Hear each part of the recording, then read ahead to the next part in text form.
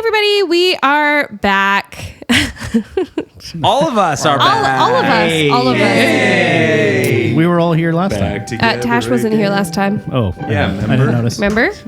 Hey, You were straddling two chairs. Yeah, remember what we did to Eldric? Yeah, I could tell. Isn't this your pen? Look at Dwayne's man sprawl taking over. No, I'm just within this. It's a lot of licorice. Yeah. He'll kick you under the table. I don't think he can reach because his man sprawls so Everything your thighs can reach, that belongs to you. Except for the shadows. That belongs to the DM. I missed that episode. Oh my. Anyway, we are back. Pirates of the Lost Fleet, Age of Apotheos. It is session 4. And y'all leveled up. You're up to level 15. Congratulations. Why don't we go around the table? You can say your real people name, your character name, and how your level up went. Let's start with Spooner. Yeah. Whoa, hey. It's me. Oh, you're saying it too Spooner. quietly. Oh, I see. Spooner, and then we'll wait for Lucy. Thank you.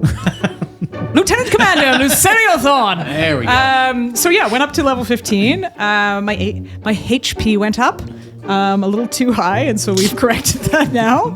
Sean's like, no. That's way too high. kind of to be fair, I did think it was sus. Yeah, it was flagged previously. Yeah, So, yeah. And then I got 2 new maneuvers as a Battlemaster fighter, which is great. And I also have a new.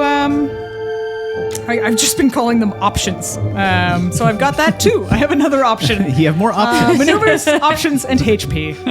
There you go. Yay. Awesome. Like options as in actions, like in combat, you can do something different. I'm now relentless. Yes. Yeah. Now you are. Now I am. Okay. Yeah. Good to know. Before I was stubborn and pig-headed. Now I am relentless. Yeah. Although actually, shout out to Tash, your website you recommended, RPG Bot, is helpful in terms of like picking good maneuvers. Like the best ones that would work for my character. Yeah. Oh, Because I didn't know that there's was a like thing. 15 or like RP don't 20 share with everybody. options. And so They I was just like rank spells and feats and all Yeah. those things that you have to pick. It's not a comprehensive list, though. Like feats. There are a lot of stuff in there that's not Good feat included, site. but yes, there are other ones. It's a good starting place. But it's a great starting place. Yeah, for sure. And we're not sponsored by that. There it is. get those feet out of here. All right, that's enough. Who's next? Someone just licked me under the table. Well, I'll leave it between Dwayne and Sean whether you want to go clockwise or counterclockwise. Oh, unless you want to. Do you want to go to No, it? you go. You know what you're doing. Yeah, I as well have more options. I went to level 15. Hit points went up. I have a thing called Perfect Focus, which is a mechanic I will never use because it has to do with tracking focus points and remembering to replenish them when I roll initiative, which I won't. Do you want me to go? Pull it out. Are you wanting to replenish your focus points? Nah, that's fine. No, okay. Sounds good. You're already so zen and focused. I'll forget. It's one of those like it builds off of a previous ability, but because it's not clustered together, I'll never see it. So fair. Yeah, that's it. How did you This is do? me. Hello, my name's Gavin. What's your And- character's name?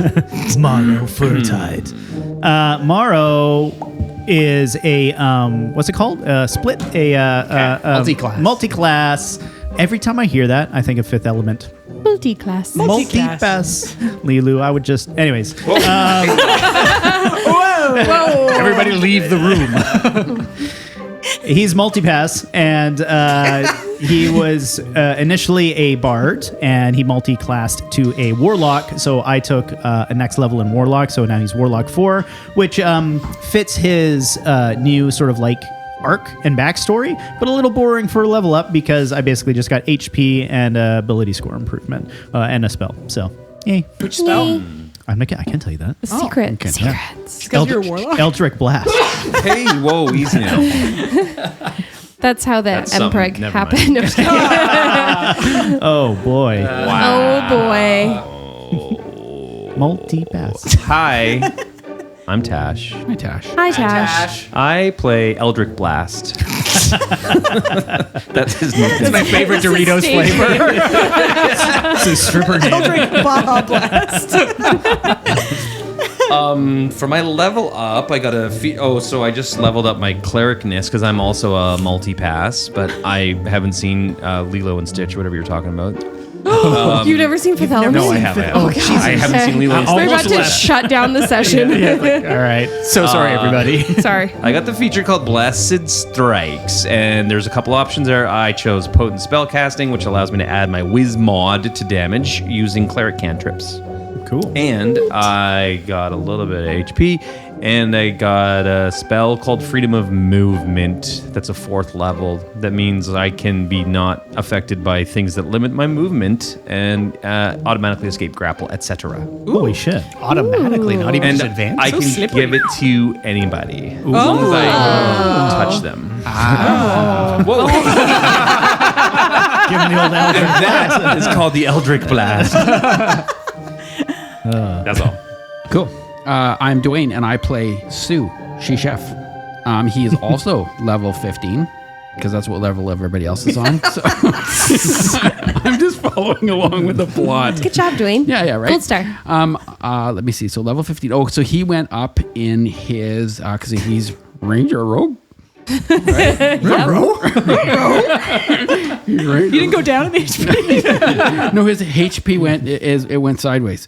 Unlike last season where I couldn't figure out why Dwayne's stuff kept going down until I realized he was manually turning it down to give another player like more of a heads up. I was like, don't.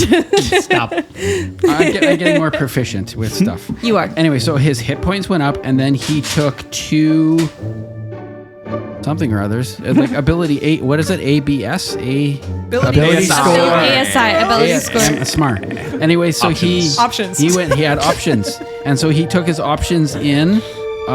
He went up in his constitution and his dexterity. His dexterity is now 20. Whoa. Holy. Nimble. Nimble. So Dex. And his constitution went up to +4, so his initiative is now a +5. Wow. So there you go. He's everybody. as bendy as Warbles. Oh. It's not a competition, boys. Oh, it is. Ooh. Oh, okay. Little bendy Wendy.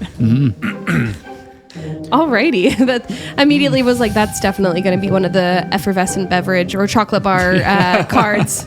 Yeah, for sure. So I do have a question for everybody. I thought that was it. No, I have another one. I'm just going to send it back around again. I like doing these. So in the 5 years that you were all apart, Or didn't know he existed. or didn't know you existed, but in No, we did because she was at, or he was at the bar. tavern. The tavern, Oh, the yeah. karaoke I was there bar. the whole Yeah, time for 5 fucking years. Just never acknowledged you. Wow. Go on. all of you ended up with something, an item that was found, gifted, stolen, quested, whatever, and you continue to carry it with you. What is that item, and why does your character continue to carry it? I have a question. I have an answer for everything, according to my father. Well, Dwayne, do you want to field this one? Happy Women's Day. I don't want. I don't want to answer. I don't want to ask questions anymore. I'm done. Was this the one that we were supposed to send to you at the beginning of the thing, or is this No, a but it new certainly one? can be if you'd like it to Oh. I think Tash called it the super duper item. be. Super duper item. Shh, don't give it away. No, but it certainly can be. It can also just be some random shit you just made up. I can do I would never. Anyone who wants to start. Oh, anyone. Anyone. Whoever feels like starting. Warbles has a really poorly made bowl, like a pottery bowl that one of his Warb-Fu students made for him when they finally got their gelatinous belt. That's really sweet. I like that one. Mawrow, in his 5 years, was on a bit of a quest for some information. But anyway, long story short, he came across a sea hag and managed to collect.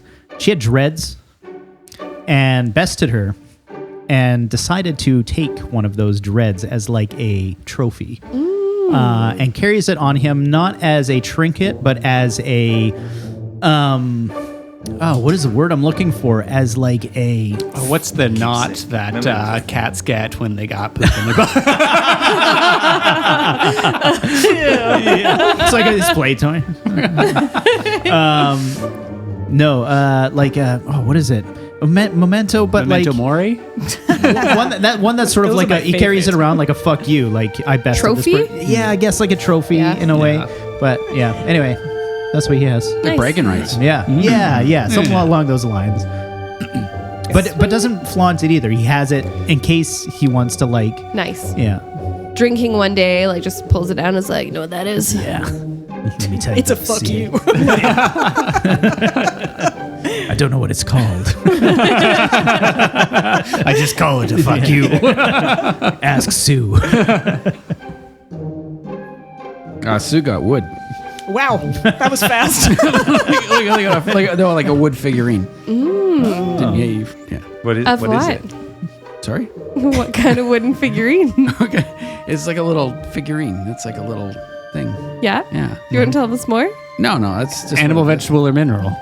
Is it a yes. piece of sushi? Smaller or bigger than a bread box? it's like fits in the palm of his hand. Yeah. Okay. Yeah. For internal or external purpose? Just kidding. kidding. Both. Yes. I just got a nod. It fits in his pocket, so internally and then. And you can pull what it is out and then- is there a story about it, or is that top secret? That's top secret. Okay. Is it the one you sent me a picture of? Yes. Was it unsolicited? Double Polaroid. Beautiful. Okay, Is it a cool. butt plug? That thing better come that thing better come up by the end of this. I don't want to be the only one who's seen it. So we're all gonna get an unsolicited figure pic. Everyone's cell phones just ding, ding, ding. Yep. Hey, yeah. You can see his wood. Yeah. Figurine. Is it Yeah, Dick totally. Dickerson? No. The crossover we knew we wanted. Eldric carries a little book that Grimm gave him, much to their chagrin. It's sort of like a 10 Commandments, like a little mini. I wouldn't call it that word, but it's She like would a, punch you if she heard you call Yeah, it it's that. like a book of things to keep in mind, to live the life of that Ventus would approve of. Basically. And you actually, you sent me this. I did, And I yeah. cried. Oh wow! Yeah. But that's because Grimm is near and dear to my heart, and I really liked it. It was weird reading something and hearing my version of her voice It's in kind my of head. funny because I forget that when I'm backstorying about Grimm, and then you're like, oh yeah, this is a character I've been playing for years, and it's Yeah, Grimm was One of Grimm my was a favorite PC. ever. Is a PC. But yeah. Why did you write this? No, it was so good though. It was really good. It was very cool. I liked it. But yeah, maybe it would be one of those things we can shove on the Discord at some point down the line. Cool. Awesome. Thanks everybody. Excuse me? Anyways, Spooner, you weren't even here. Just kidding. Go ahead, Spoondog. go ahead. What option? I was just going through D&D Beyond to see what I actually have in my inventory. One of the things, The only person who just did. make some- I have 1,000 marbles. Yeah. But I've lost them all. so much gold. This kitten. Don't ask how I carry them around. No, I have painter's tools, and that's something that I studied growing up. It was sort of a thing you would do as one of the aristocracy. It's good to have all your skills, and it's something I enjoy doing. So anytime there's off time, and there's usually a sunset or a nice view, I'll whip out my painter's tools and go to town. Sounds like a good time. Yeah, yeah. Yeehaw. Whip it out. What kind of painting? Sign painting? Watercolor? Oil? Oil? Sign paint. Fresco? Tavern. Miniatures? No, I would say, oil paintings, because I think that's really impressive, and I can't do that personally. So I want my. Yes, you can. Thank you. You've never. You seen just my haven't works. yet. Well, there we go. like So that. then you're doing it. Yeah. Do it. Being kind of bad at something is the first step to being kind of good at something. Wow. What a table. Wow. Yeah. I'm so lucky This to be is great. here. That's Jake from Adventure Time. Anyway, Gonna go into the thing and the whatnot? I'm nodding. Wait. You know when. yeah, I know wait, exactly. What? What? Oh wait, you're right. We haven't done happening the. Before you do, everybody except for Tash, please roll. Spooner, you can do so with advantage. Tash can roll too, but I'm not going to take. I'm not going Okay, to. I'm not I'm going gonna to use take my your new one. bullshit. I'm gonna use my dang it. initiative. I hate this dice. I need to change it. Oh, I got a 17 too. 15. 15, 19. 19. 10. 16. 16. Spooner. All right. Why don't you fill us in from last week? Okay, so Oh, it's going to be another ad read. All right. okay, so we started the evening with Sue and Froggle. Do the noise. Yeah. No notes. End it there. That's the only important part that happened. Which was a frog character who snuck into your room, into Sue's room, and was just working on his stealth. Sue attempted to help him with some flour and failed epically, and hilariously, he just left out the front door, which I thought was great. Just like, well, fuck it, I'm out of here. Oh, no security system at a Shell's place. And then, okay, Mawrow and I, we're on a boat on our way to Bracken Reach, and we got to hang out with Captain Mintarn of the Lucerio. And Nothing important there. it's fine. Wait, I remember there was it's French for something, right? Or is it different? Lucerio? Celestial? No, don't. I will kill Warbles. Okay. Wow. Okay. Oh, no, this is information he knows. Does he? Yeah, because Warbles told him. Yes. What does it mean? It's French for what? Tide controller? Collar of Tide. Collar of ties. Thank you. Collar of ties. Yes. Sean, he didn't So that's the name of know. the Does that ring a bell for Yeah. I know. Morale? I knew what I told him. Anyways, so we got to hang Yes, out of with course this character who is a captain of the Tide Caller, and he was. We were asking him about Bracken Reach and what we could expect to find there. He recommended we go see Sylvia? Sylvia. Good Yeah. job. You didn't remember in the episode when we were talking to her. Sorry, I just ended you. Mawrow had been drinking. Yeah, fair. Character. Yeah, so we went to go see Sylvia, who told us a little bit about what was happening in the town, and this is where I had failed comprehending anything in this episode before, and was mixing up a couple different stories, and so I was put on the right course. And our friends joined us with working on your Dwayne's I figure made that for you. Dwayne's working on his wood. Fixing it. Oh, we're pulling. Still He doesn't lost it.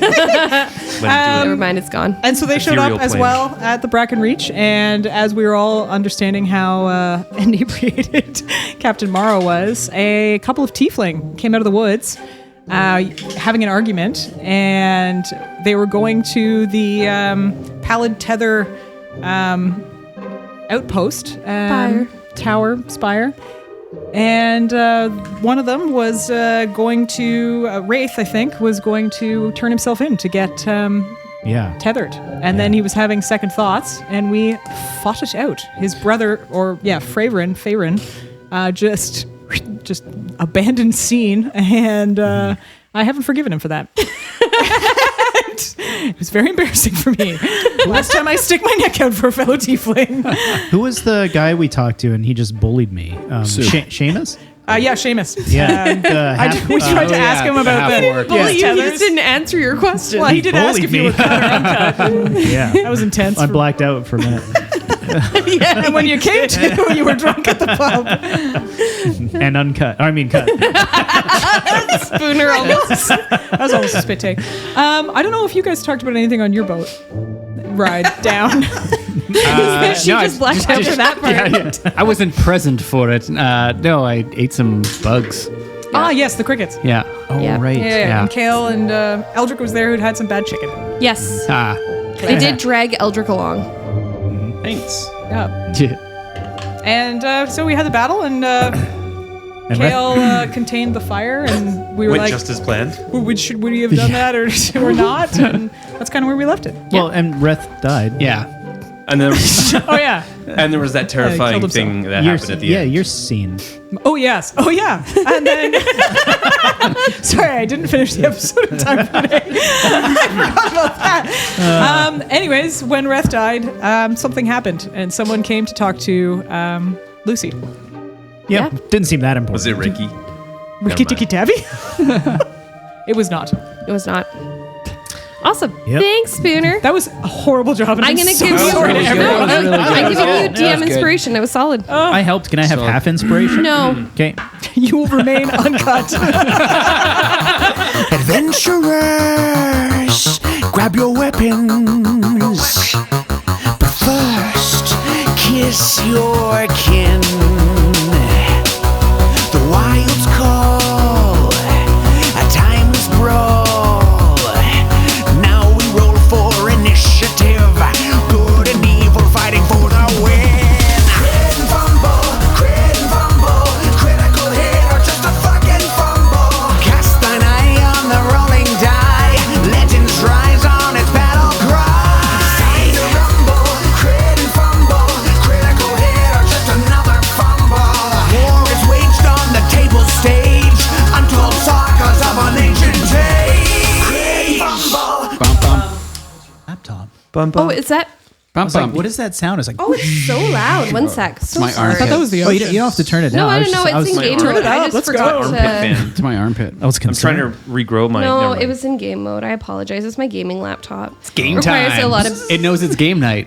requires a lot of Spooner, do you fan power to play Disney piece of Dreamlight paper, or- Valley. No. If it's on my hand, I think I'll remember. Okay. Maybe. What's that? Your inspiration? Because Oh. I didn't use it last time. Oh, you don't use D&D Beyond. There's a button. No, only to look up what my inventory. Gavin won't let you. Oh yeah, I'm not on the. Inspiration. Yeah, he doesn't give that out. Didn't I give you the info to log in? No, you're good, you're good. inspiration. Oh, You don't do that. yeah, I also don't have the. It doesn't matter. I give inspiration when it's deserved. Whoa. So never. Do better, says Gavin. Be more inspiring. The smoke still hangs in the air over Bracken Reach. Not thick like a fire, just enough to sting the nose. Enough to remind you that something burned here. The square is quieter now. The shouting has faded into low voices. A few villagers linger at the edges of the scene, whispering to each other the way people do when they're trying to make sense of something that just doesn't make sense. And at the center of it all, Reth lies still. The wild magic that once sparked and crackled around him has gone silent. Whatever storm lived inside that young man has finally spent itself. And Warbles, you were the one closest to him when it ended. You had pulled him away from the chaos, away from the blades and the shouting, away from the ritual that might have, well, you don't know. And in that moment, you made a choice with a good heart and quick instincts. And sometimes the world is cruel to good intentions. Now, the only sound near you is the slow creak of the spire in the wind and the distant murmur of a village trying to decide who to blame. The mages who came to perform the unburdening stand nearby, shaken and exhausted. Some villagers look at them with anger. Some look at you. Some just look at the body. And some cannot bear to and some cannot bear to look at any of it. That terrible moment that no one wants to be in, but no one knows how to move forward from either. Warbles, you tried to save him. And Reth is dead. And the silence that follows a tragedy like this is a strange thing. It leaves a lot of room for thoughts to creep in. Thoughts about choices, about blame, about what could have been different. So before anyone else speaks, before accusations start flying, and before the village decides what this moment means, I want to know where we find Warbles. Warbles feels an immense sense of guilt in this moment for having acted, but also the burblings of anger towards the pallid tether. For he sort of replays the entire incident in his mind, realizing that they were the only one who actually spoke to Reth throughout that entire scenario. And everyone just sort of descended on Reth in a very sort of aggressive manner. And it may not have, fully manifested in his mind in this moment, but that seed is planted in there. Mm-hmm. Okay. Mm-hmm. He was nearby. Is he still nearby, Reth, or has he moved away? I think he's kind of there and just making sure that, Reth's eyes are closed and that, is in a relative position of comfort, as it were. Yeah, absolutely. Lucerio. Time seems to pick up and move like normal around you. You watch Warbles lean down and close Reth's eyes. And you stare at the spot where she was. Nearby, you hear the call of a raven. How's Lucerio doing? Not great. He his hand was originally on Warbles' shoulder, trying to comfort him, and that hand is now sort of clutching his heart. He almost feels like he's having a heart attack. And his pulse is just going ding ding ding ding ding ding ding ding. And he's sort of staring at where she was. And the caw of the raven sort of shakes him out, but not fully. And he still is sort of staring into the middle distance, not saying anything. Okay. Sue. When last we saw Sue, he was with Farron, the brother. Has he chosen to stay there or has he moved on?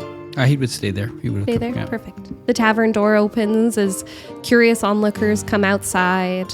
Inside is warm. The doors are being opened up. The openings, the sort of large bay-style openings are being opened up again, and you hear people starting to order drinks. Slowly, Farron's tears turn to silence as he stares, sort of in shock, not at his brother, away from his brother, but clearly not here with you in this moment. Sue would put his arm around his shoulders. Okay. Buy you a drink. He nods at you quietly, and sort of that same blank stare follows you in.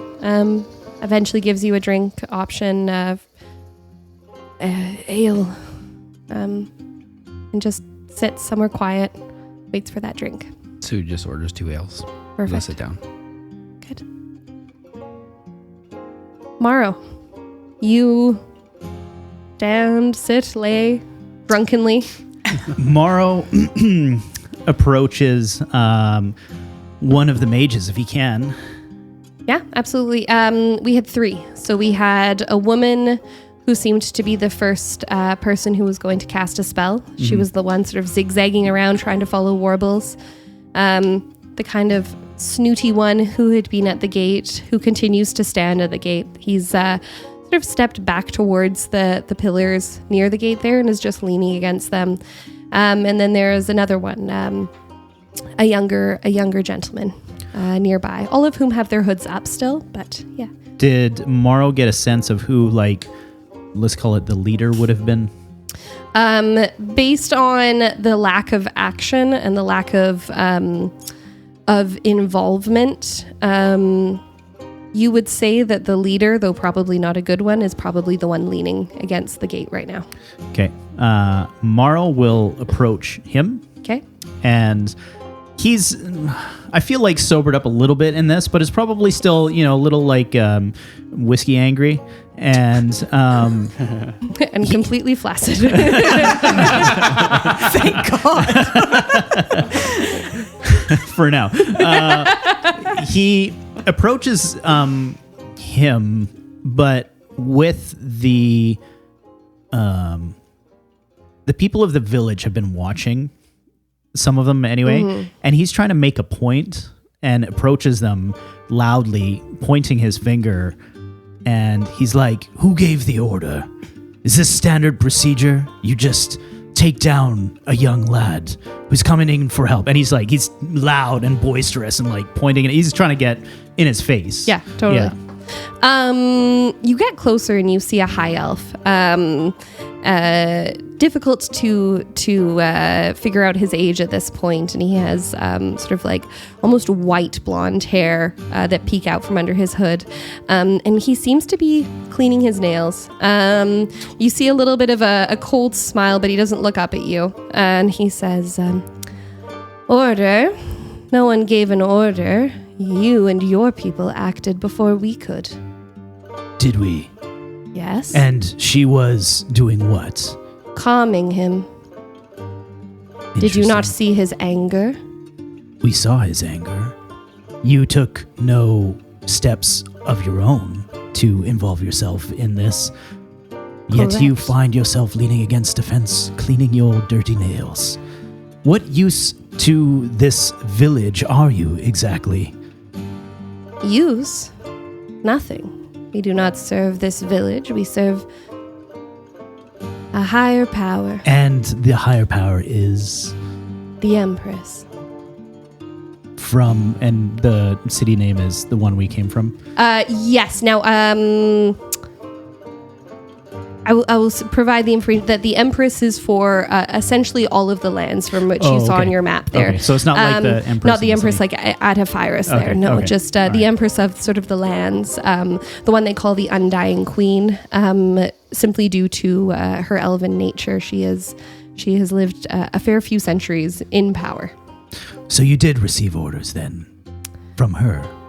Directly? No. Well, you acted on them or lack thereof. Correct. Mawrow turns and faces the people of the village, and he's like, "This is who you've decided to entrust with handling these unburdenings. Someone who takes orders from an empress who cares very little for you by the looks of it and decides to employ such arrogant assholes as this one here." and turns back towards him and cocks his head. You hear, you see he's sort of, his smirk has turned into a full smile, though it's not a kind one. And around you, you can hear murmurs of villagers. Roll me a perception or an insight, depending, whichever way you argue.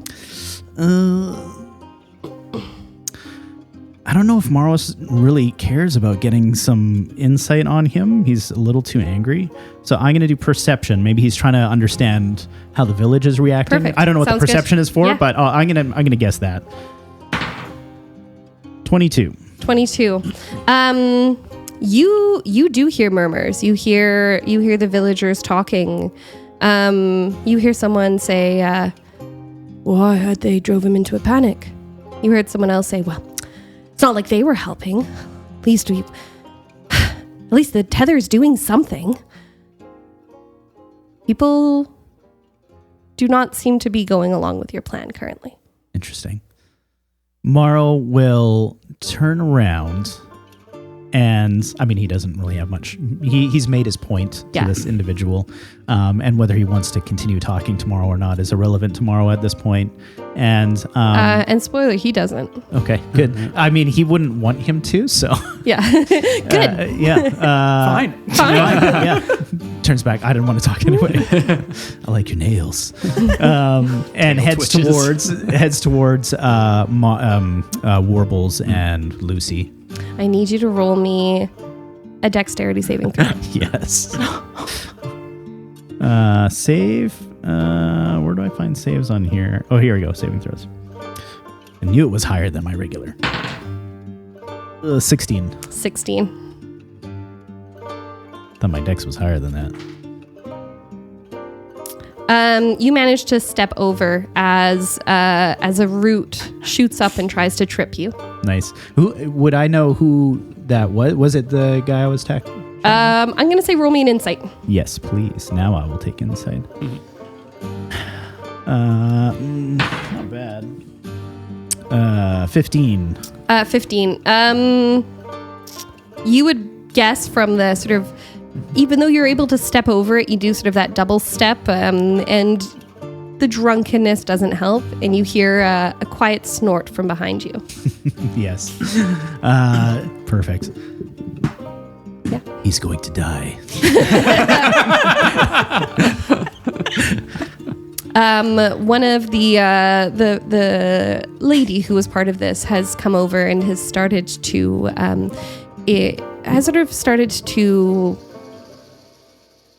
Warbles, as the closest person, you can roll me an Arcana.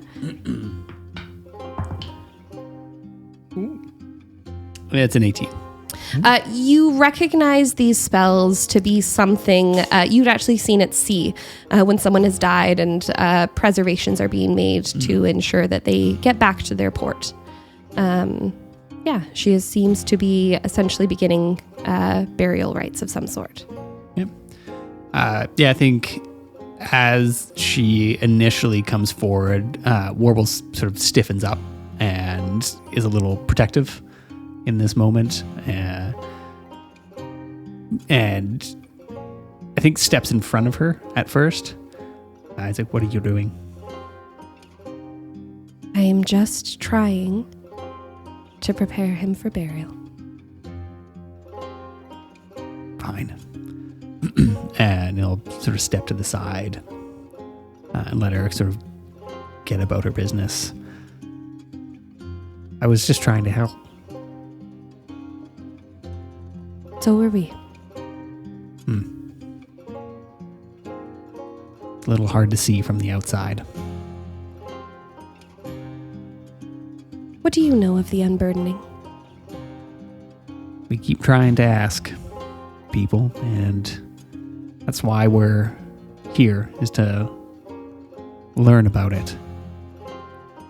As far as we know, it's stripping away the magic from individuals who can't seem to control it, willfully or not. But everyone seems to be a little guarded about the process itself. It is hard to trust when there's not transparency. Fully. And this area is near the well. And she pauses what she is doing and she brushes aside some of the debris, some of the ash. And she draws a triangle. And she circles one corner of the triangle and she says, me. Calming. Bringing the person back into their body. My job is to calm them enough because wild magic feeds on fear, feeds on anger. Here. And then she circles another corner. Reminding the person that their essence is not the power that flows through them.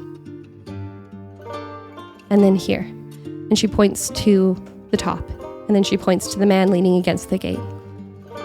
A blanket over a fire. Tamping down something uncontrollable. Is it kind? No. Is it kinder than this? And she points out Reth's crushed chest, the burns that crept up his arms. I don't know. Who's to say? Well, that's fair enough. And I think I'll need some time to come to a conclusion on that one, but I appreciate you explaining this to me. We are taught something when we are taught this ritual. We are taught that magic is not a birthright. It is a responsibility. And not everyone can bear its weight. We try and do our best to help them bear it. That's wise words. And a good mantra to be reminded of. Not all those who wield great power are adept at it. What was your name? Leandra. My name is Warbles. Thank you very much, Leandra. And I think he's going to wander back off. Feel free to call on me if you need a statement or anything of that nature. Thank you. She goes back to the work she was doing. Warbles will head back sort of a couple steps back, and I don't think he'll go into the tavern just yet. It's a little too crowded and loud for where he's at, but yeah. Eldric. Yeah. You had just finished your latest purge as night was falling, and starting to feel like maybe you finally gotten up the last of whatever that was. And then chaos erupted. Shockingly fast it started, shockingly fast it was over. Can I just interrupt for a second? Was he just kind of like following the group and just sort of lingering at the back? You were you were still at the docks on the boat. Okay.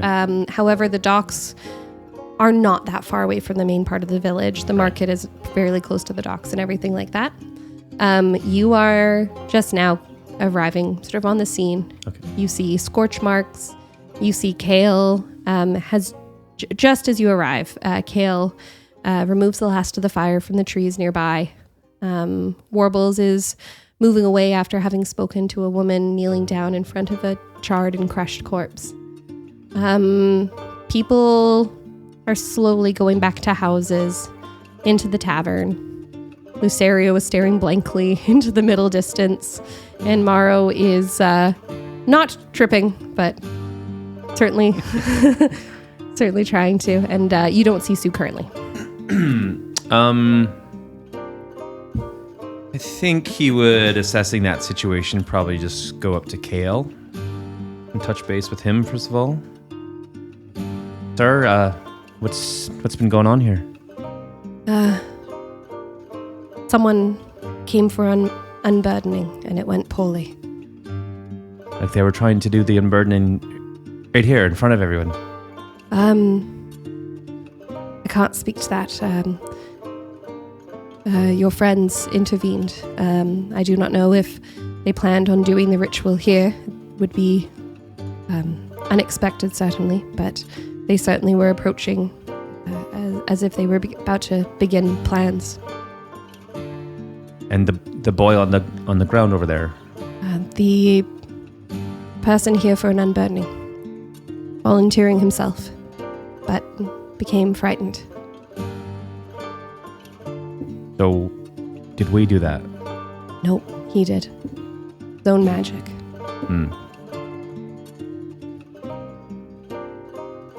Well, I guess it's best we... Well, based on Captain's obvious state, maybe it's best we wait for the morning and everyone go get a sleep. I know I can use one. Yes, we could stay here, or we could see if one of the ships will take us back to the city. Sleep on board. Do you want to touch base with your crew? I think that's best. Is there any important business you had in mind us dealing with right away? Would be good to find out why the magic here is different. But like tonight wise, I mean. Oh, no, nothing tonight. Yeah, he would just walk away then and maybe go over and touch base with Lucerio first. How are you doing? We failed. Well, Kayla said that we didn't do that, though, that he did it himself. We failed. What were we trying to do? Help him.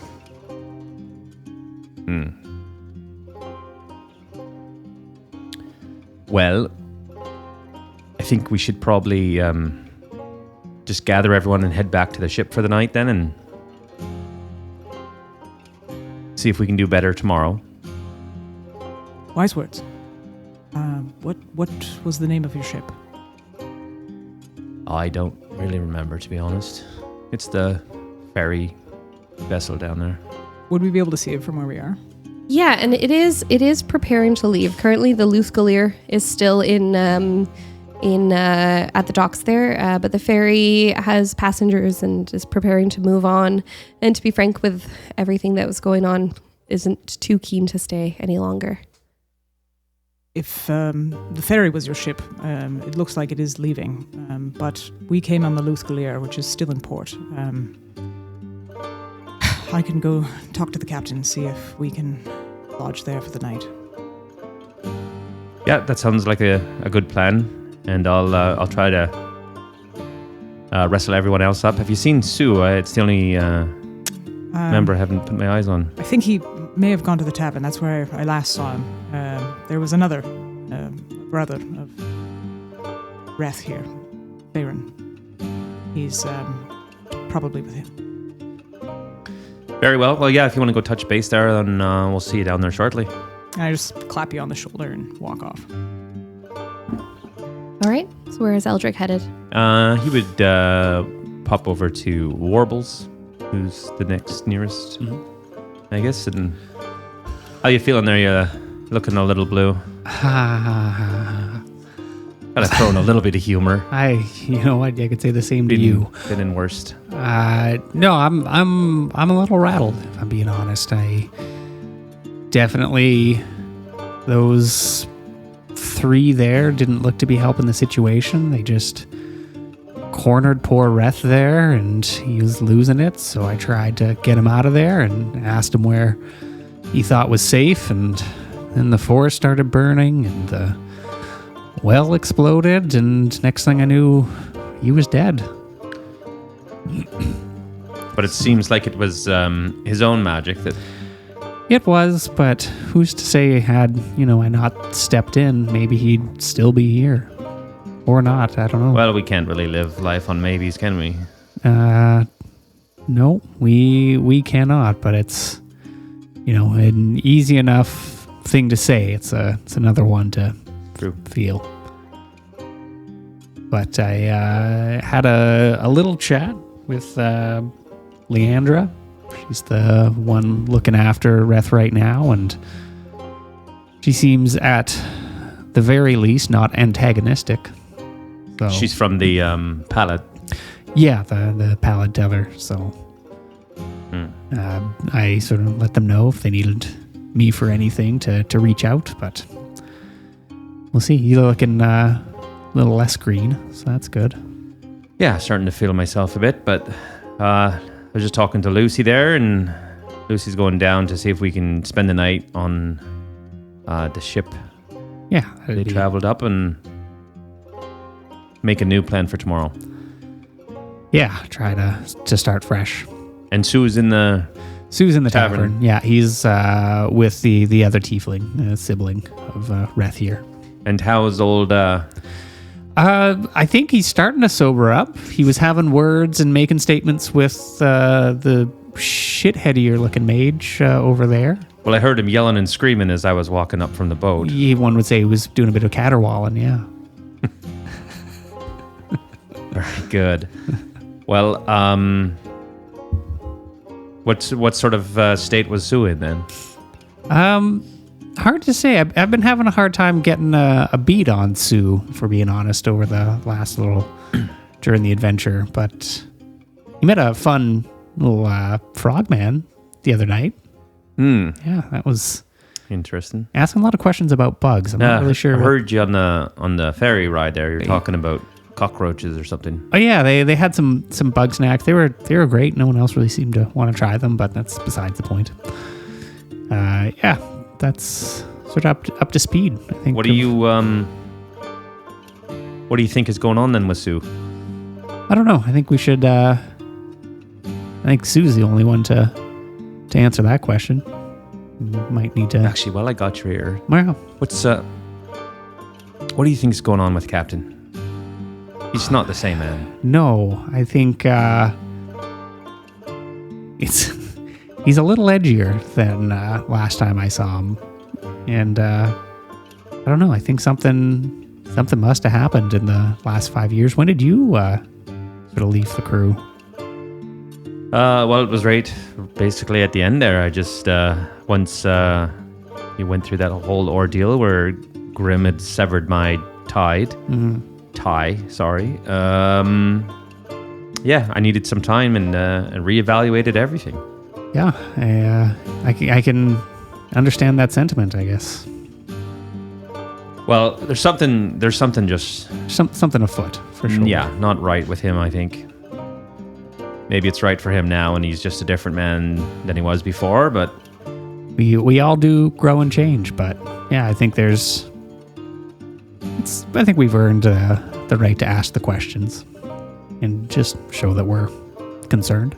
I don't think that's unwarranted. Do you want to pop in and grab Sue then? We're just gonna head down there, and I'll go pick up Captain on the way. Sounds good. See you down at the boat. And yeah, Warbles will trundle off to the pub. Perfect. Sue, while you are seated in the tavern, Baron is moving his way through a few ales at this point. Sue would have a little bit of a conversation, and he would say, "Have you ever lived your life on a maybe?" What? Yeah. What are you doing for the next 6 weeks?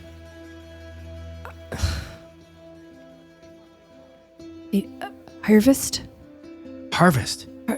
Probably. Yeah. Harvest is right. Yeah. Yeah, in 6 weeks. 6 weeks. Well, here, like, there's this opportunity. What kind? What? Yeah, Opportunity for what? for harvest For harvest? in 6 weeks. Sure. It's part of the maybe. It's the best way to live your life. Living on a maybe. On a maybe. Swear my life by it. What's your maybe? Crickets. Right? Every 6 weeks, Every 6 weeks? brand new harvest. Brand new maybe. Brand new maybe. I'm gonna think about that more when I'm sober, because I'm sure well, maybe it'll make less sense. I don't know. More sense. More sense. Okay. Yeah. Okay. Is Crickets this are just the sushi of the grasslands.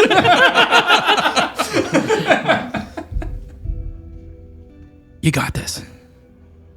Yeah. Maybe not tonight. No, 6 weeks. 6 weeks. Okay. Why 6 weeks? Because it's part of the maybe. You got it. I am baffled enough to give it a shot. Nice. I'll see you in 6 weeks. Or not. Okay. Depends on the maybe. That's true. Right. And he stands up and he starts to make his way. You see him walk outside and he looks to the right and he looks to the left and he pauses for a moment and he just sticks his hands in his pockets and starts to walk back the path that you saw him coming earlier. From where you're seated, night has well fallen by now, and you watch two people come in to the tavern, looking less like people coming in to get a beer and more like people who maybe work here. You see them make their way past you through an open doorway into the kitchen. One of them starts to wipe down counters while another one pulls out a tub, puts it on the counter and goes and gets an apron, washes their hands because food's safe, and starts to throw flour over the counter. Clearly starting to prepare the bread for the next day. And there's a familiarity in this. And as you close your eyes, you can smell, bread that's just about to start getting prepared. Hear the familiar sounds of a kitchen, camaraderie, friends, maybe schemes. How is Sue doing? 8,000 years in the past, away from friends, chosen family, here with others, but people you haven't spent a lot of time with in the last 5 years. I think he's longing to connect, but he doesn't know if he can. Gotcha. Okay. So I think, later he would try to reach out. Okay. And then he would just be probably agitated with how much flour they use. So much. So much flour. Yeah. You see one of them lean over to reach something high up and they leave a couple of handprints in the flour. And just a reminder. All right. Lucerio, you are headed to the ship? Yep. Wonderful. You get there and you see a few people milling about on the Luthgalier. And up top you see the captain. Ahoy! Captain Minton. Hi. When will you be casting off? Well, delayed now. Sort of fireworks show, Well, hopefully your misfortune can potentially be our fortune. Our companions arrived, as we had told you that they were coming. Aye. Fortunately, we find ourselves without a place to stay for the night, and I was wondering if we could count on your hospitality once more, if there's enough space for 6 of us. Well, can make room. Probably cast off again tomorrow morning. You want to go back to Phyros? Maybe your misfortune could be my fortune? Potentially. I can't speak for the crew, our crew that is, at the moment, but I've told them that I'm here and they are to meet us down here, so we'll chat about it. But Wonderful. You can send your captain to parley. indeed, will do. Is there any chance I could see the galley? Galley? Yes, we incidentally were part of those fireworks, and I think a lot of us are feeling a bit raw about the whole experience. And, well, Eldric, you'll meet him. He reminded me that all we can do is what we have, what we can with what we've got, and I look forward to a happier day, and I hope we can put today to rest, and I hope to help the crew with that. Do you have any hot chocolate on board? No. All right, I'll see what I can do. Okay. Ale, wine, expensive pears. A Some other mulled stuff? wine. I think a mulled wine it'll have to be. Mulled wine. That I can provide. Good. I have some spice mix of my own if you'll allow me the generosity of your galley. It is, I believe, that way. And he just kind of points you in the direction and goes, not really sure. If that's the place where you find the tankards of ale, that would be where it is. I'm much obliged, as always, Captain. Perfect. Yeah, and he goes back to leaning on the rail, a drink in hand, watching, as the village begins to settle amongst the chaos. Do you all make your way slowly to the Luthgalier? Yeah. Yeah, I think Warbles would at least go in and fetch Sue. And, yeah. Ready to check up the ship? Yeah. All right. Can you believe the amount of flour they're using in here? I know. It's just like it's It's everywhere. It's coating. It's now in the air. You can see it and it catches on the firelight. I don't like thinking about it. I'm so sorry to bring it up. Okay. To the boat. To the boat. Right? Mawrow, you make your way there too? Yes, Mawrow does. Wonderful. Yeah, you all make your way to the Luthgalier. Can I infer that Lucerio is waiting with mulled wine? That's right. 3 mugs in each hand. Perfect. Steam rising, and just waiting at the top of the gangplank. Perfect. Is anything said? Or drinks drunk and then off to bed? Mawrow takes his drink and silently sips it for a bit. After saying thank you to Lucerio. Lucerio, thank you.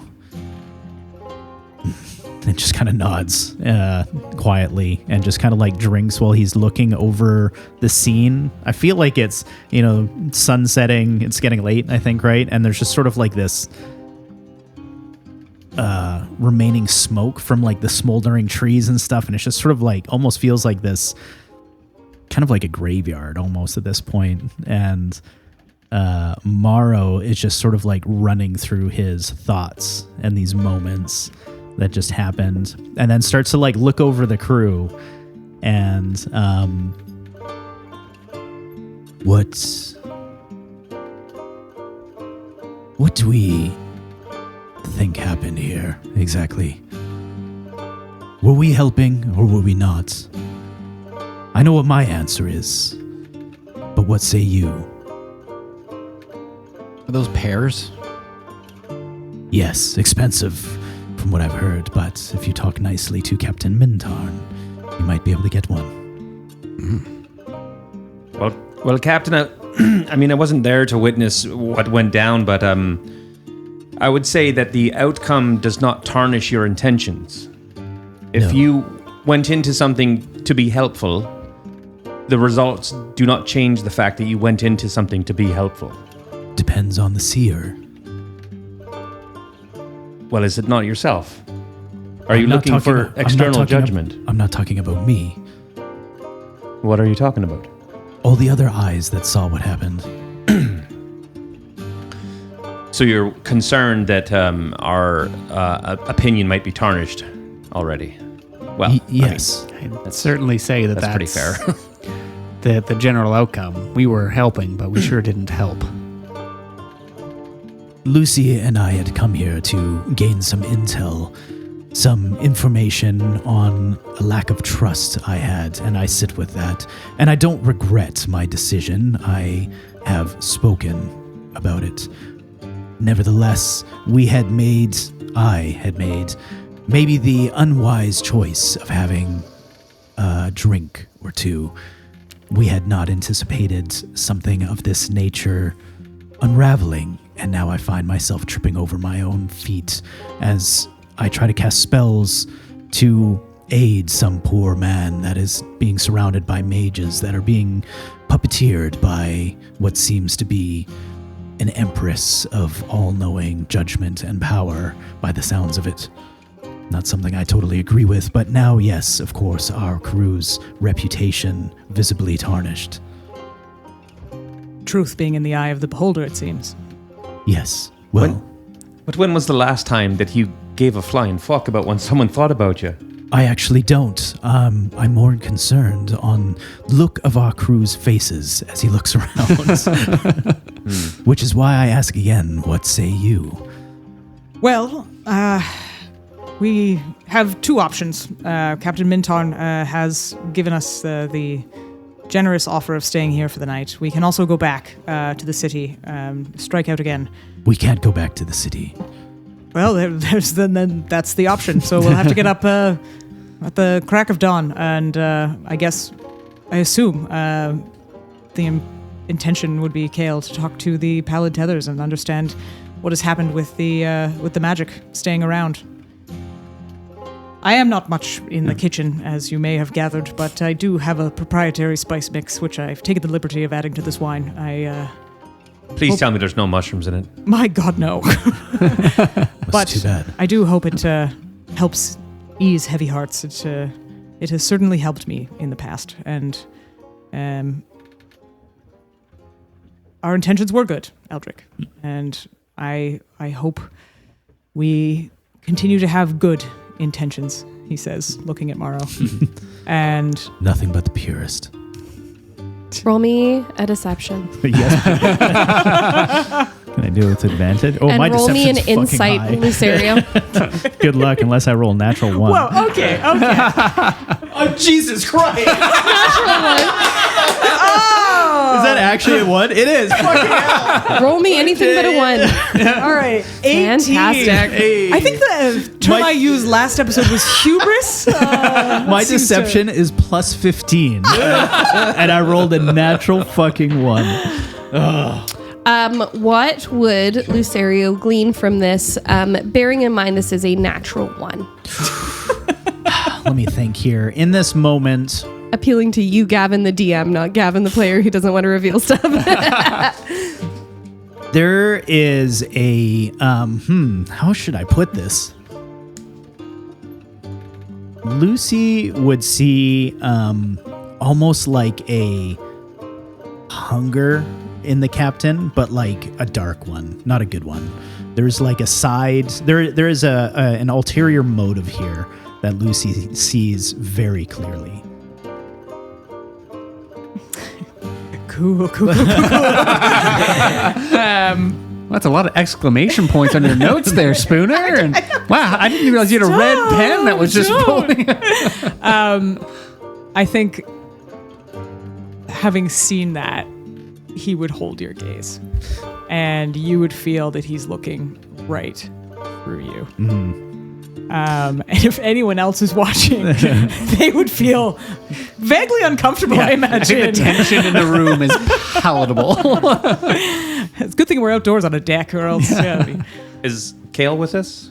Kale is, he's on deck, let's say. He has moved away to the front of the ship, where he's sort of just looking out upon the water, with Captain Mintarn on the other end of the ship at the back. Who appears to have a nice full bottle of wine. I think Eldric would just kind of break this palpable tension by maybe calling Kale over. Hey, Kale, you want to come over and join this conversation here for a minute? He makes his way over and smiles at everyone, tiredly but warmly. I understand that things did not really go per plan. Not that there was a plan, but this evening, and I think that we might want to maybe make a more solid plan of how we're going to carry things out tomorrow, and we know why we're here, but I guess we don't really know what we're doing. I have not.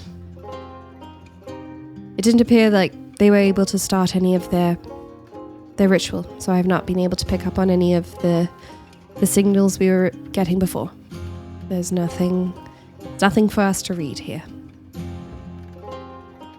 So in your in order for you to get a deeper, cleaner read on what's going on, we need to be more or less present while an unburdening happens. Or just ask, perhaps. I don't know. Why is this group different than the others? Certainly doesn't appear like the villagers hold them any ill will. When we spoke to some of the locals, they seemed neutral, I believe was the term used, on the pallid tethers. There was no ill feelings, and after our captain's little exhibit after the fight, the sentiment seemed to be in the crowd that we were the problem. It's because they're all fools. Right. Disagree with that general sentiment, but I think if we were looking to ask some questions, Leandra, the mage that I interacted with, seemed to be at least approachable and willing to talk. She explained to me the general sort of makeup of the ritual that they're casting and everybody's role within it. And her stance is the one who calms the situation, which I feel like requires a calm temperament. So be a good place to start, at least. I'm happy to join you if you want to go. That would be perfect, yes. And Kale, what's your experience with them? Are they generally, if we're going to just show up and start asking questions, are they going to be forthcoming? Are they going to protect this all and usher us away? Certainly not forthcoming in the city. However, in the city I am known as a researcher. In the city they do not want to give me any access other than what I have in books. However, out here, I don't know. Well, I mean, maybe what Warbles and Sue just said there makes sense. I mean, there's reason that you would be wanting to go talk to her. Yeah. To, go over what happened last night, and that might be the best plan. And then what about Farron? They just kind of left down the path from what I'm understood. He's got a plan. Okay. Yeah, I think he's solid, actually. All right. He had Gonna bounce back quite quickly. Okay. He's got a purpose. Great. That was fast. Yeah. Oh, what a tidy little bow. I know. He's gonna real turn around. Can I talk to the captain? Captain. Which one? Which one? Mawrow or Mintarn? What do you want, Sue? Everyone spoke over Spider-Man Mintarn. Yeah, absolutely. So he's at the back of the ship, and he's drinking. He's just drinking and people watching. Yeah. So, Captain, do you think there's a couple of pears that I can borrow? Couple of pears. Pears. Bit pricey. How pricey are we talking? What do you have to offer? How about I make you something special with them? Something that you've never tasted. Mmm. And I'll leave the recipe behind. Even better. All right, well, I will, I'll say two pears enough? How about 4? 4. 1 for you Yes. and 3 extra. And 3 extra. And I get a recipe out of it if it's any good? Absolutely. What if I think it's shite? You won't. And if I do?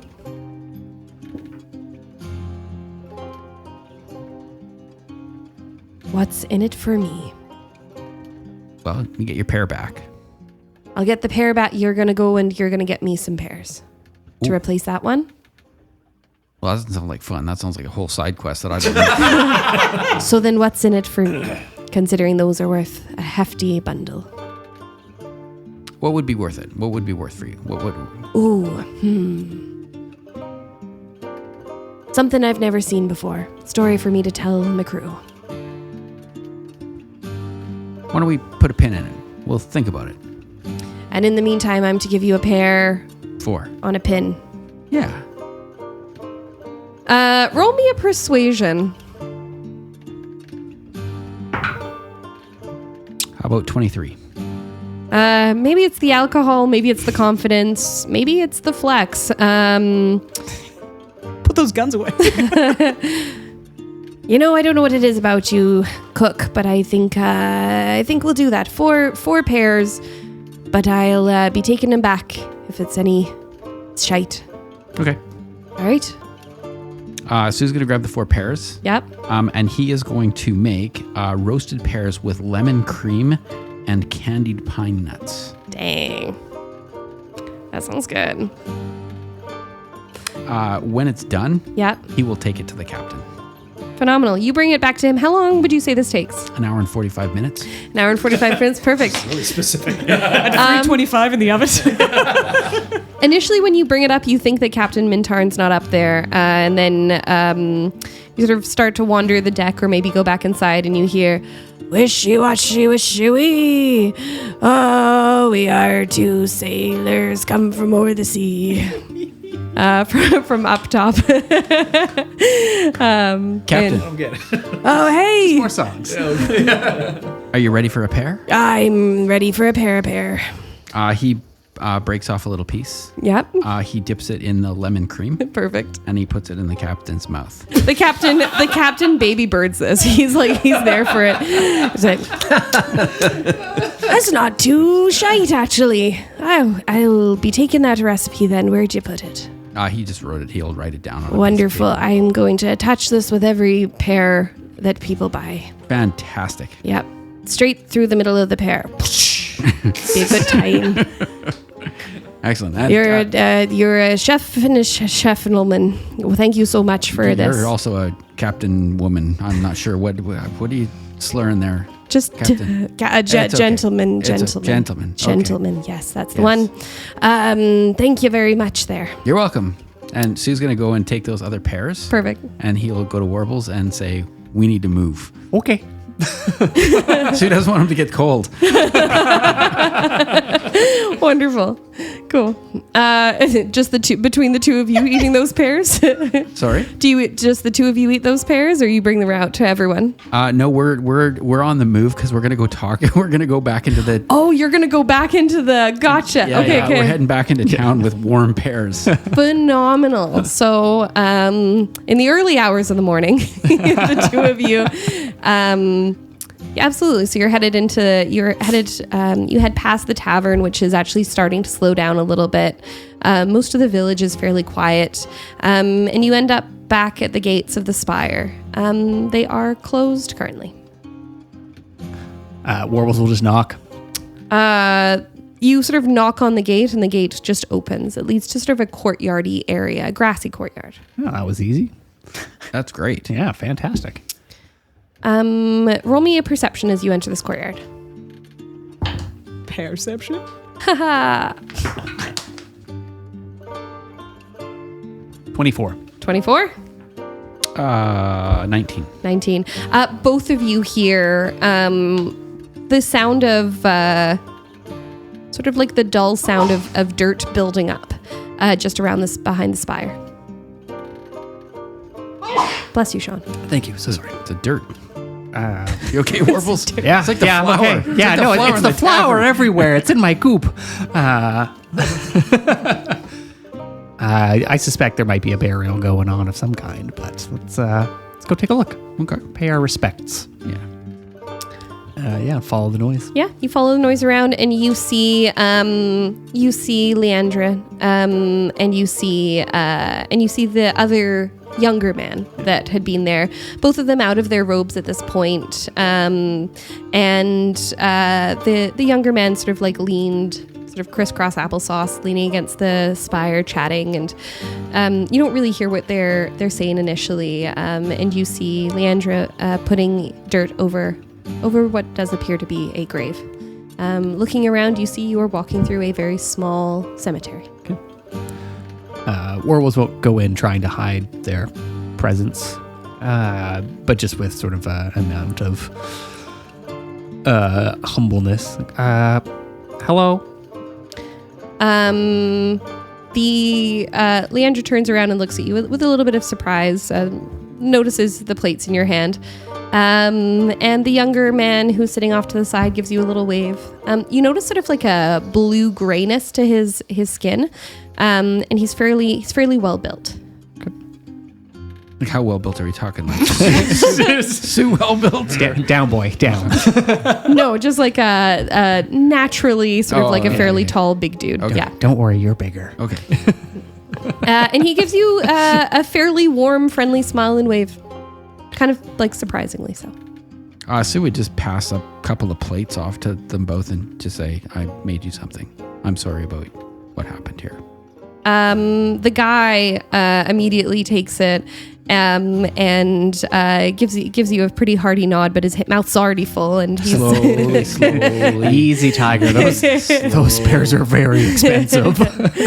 and Leandra takes the plate from you, and then instead of eating, she turns her attention back to the ground in front of her, and with a small wave of her hand, the dirt just continues to slide back into this grave until it is filled. Okay. I think Warbles would try to like manually assist if there was still some work to be done, just to contribute in some fashion. Roll me a perception. Trying to help again? Yeah, thanks. That's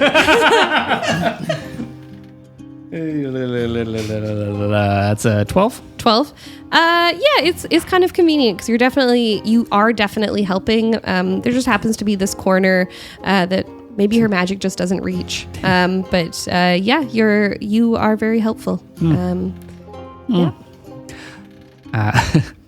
So useful. So useful. Such help. It's like, I wish Lucy could have seen this. Look at me go. I feel better already. So I'll be completely frank with you. We had some questions about your process. We kind of heard rumor that some of the unburdenings hadn't been going particularly smoothly in this neck of the woods. And I have, no doubt that that's of any fault of yours, but I'm just curious if those rumors were true. Both of you roll me an insight, please.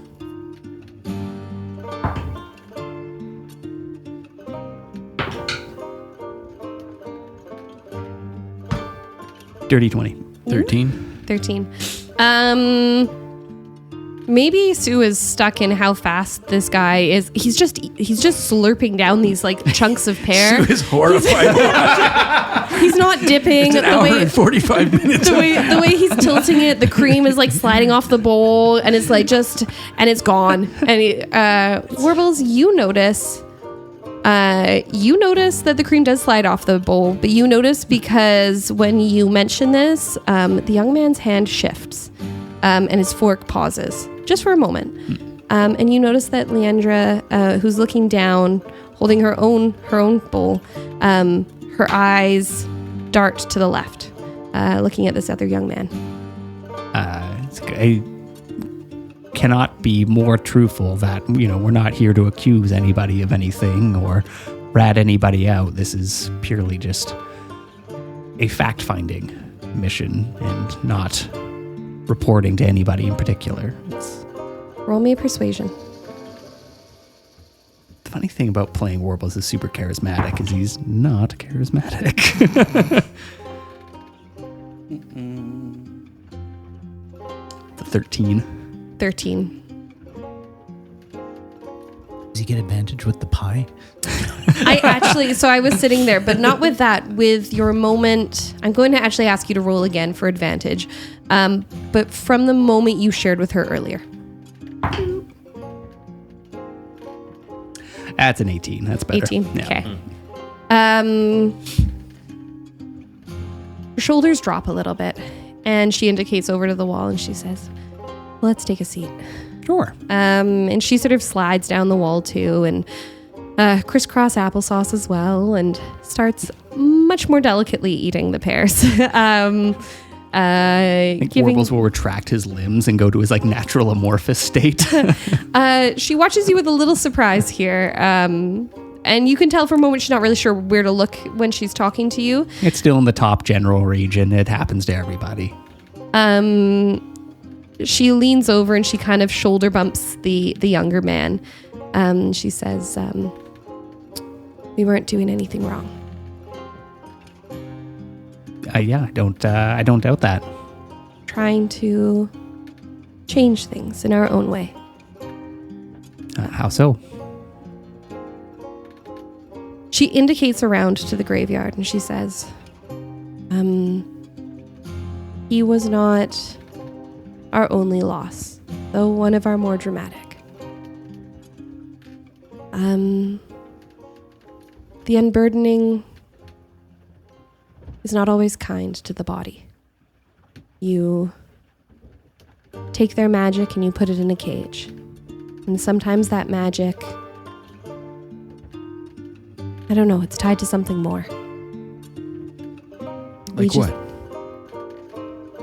Sometimes people thrive. Sometimes people become sad, feel lost. Sometimes we close their magic away and they just die.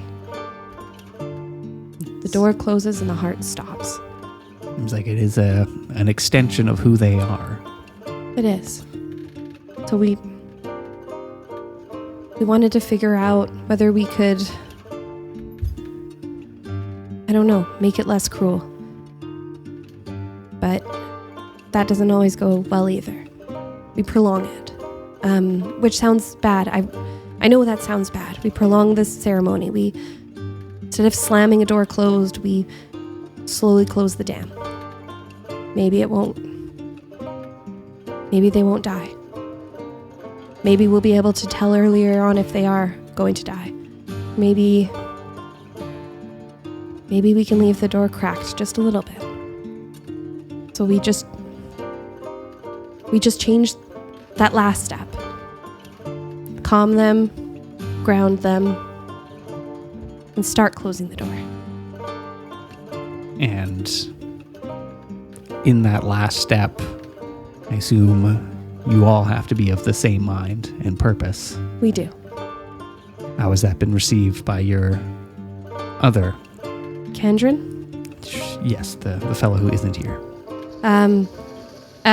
This is Marcus. Hey, Marcus. I'm Warbles. Marcus smiles at you and like a little piece of pear like drips out his mouth. And as he smiles at you, you see two smallish tusks. In this moment, you do recognize this person to be a half orc. And she says, our other is currently hiding behind his mask of indifference. He doesn't like being wrong. He doesn't like this look. He doesn't like dealing with the death. So here we are. Well, you need to take responsibility for the actions that you do, and I think that you all deal in death.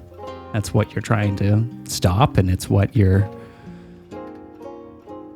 is the unfortunate outcome of what's going on. It's not avoiding the situation is not going to help remedy it. He doesn't avoid it. She stands up and walks over to a nearby stone. And you look and you notice it's sort of, it's like the perfect lifting stone, Sean. Like, Sean, you would love this stone. Is it like great. a river stone? Is it like well-rounded? Oh, yeah, and but like a couple of like handy holds. Oh, nice. Yeah, really good. So you're not going to drop it on your toes, but just enough. It's not going to like challenge. scratch you up when you like, yeah, okay, nice. Yeah, dig it. I'm with you. I'm in it. I'm locked in. Perfect. Keep your pants on. Warbles lifts it. And you notice runes have been drawn on this, or carved into this. And you notice this one This one seems to have a name on it, but across this entire rock, it's been carved. And then she leans over and looks at points out another one and another one. This is his atonement. He carves these. He just can't do it here. And these are all individuals that you've lost? Yes. It's a lot of loss. It is. It is. And a lot of life. We have a blacksmith in town who would not be here if we hadn't done the work we did. Just outside of town, we have a woman, Miller, who has 9 children, which sounds like a nightmare to me, but she is happy, and none of those children would be here if it wasn't for us, or the work others did. What's your ratio? Mine, Or just in general? Like just in general, the pallet tether, Yeah, like they don't let us in on all those numbers. You don't get numbers. How are you supposed to like learn? a quarterly report. Something like that. How do we Has learn? it changed? Has it shifted in the last little bit since you've tried doing? For us, it has. How's it shifted? Less death. Less death. It does seem like the body is less shocked when we go about it this way. We've also noticed a trend, and I'm sure you would find that trend across the board. Those who volunteer for this, those who come in willing, more likely to survive. But sometimes people aren't willing. And sometimes none of us have a choice in that.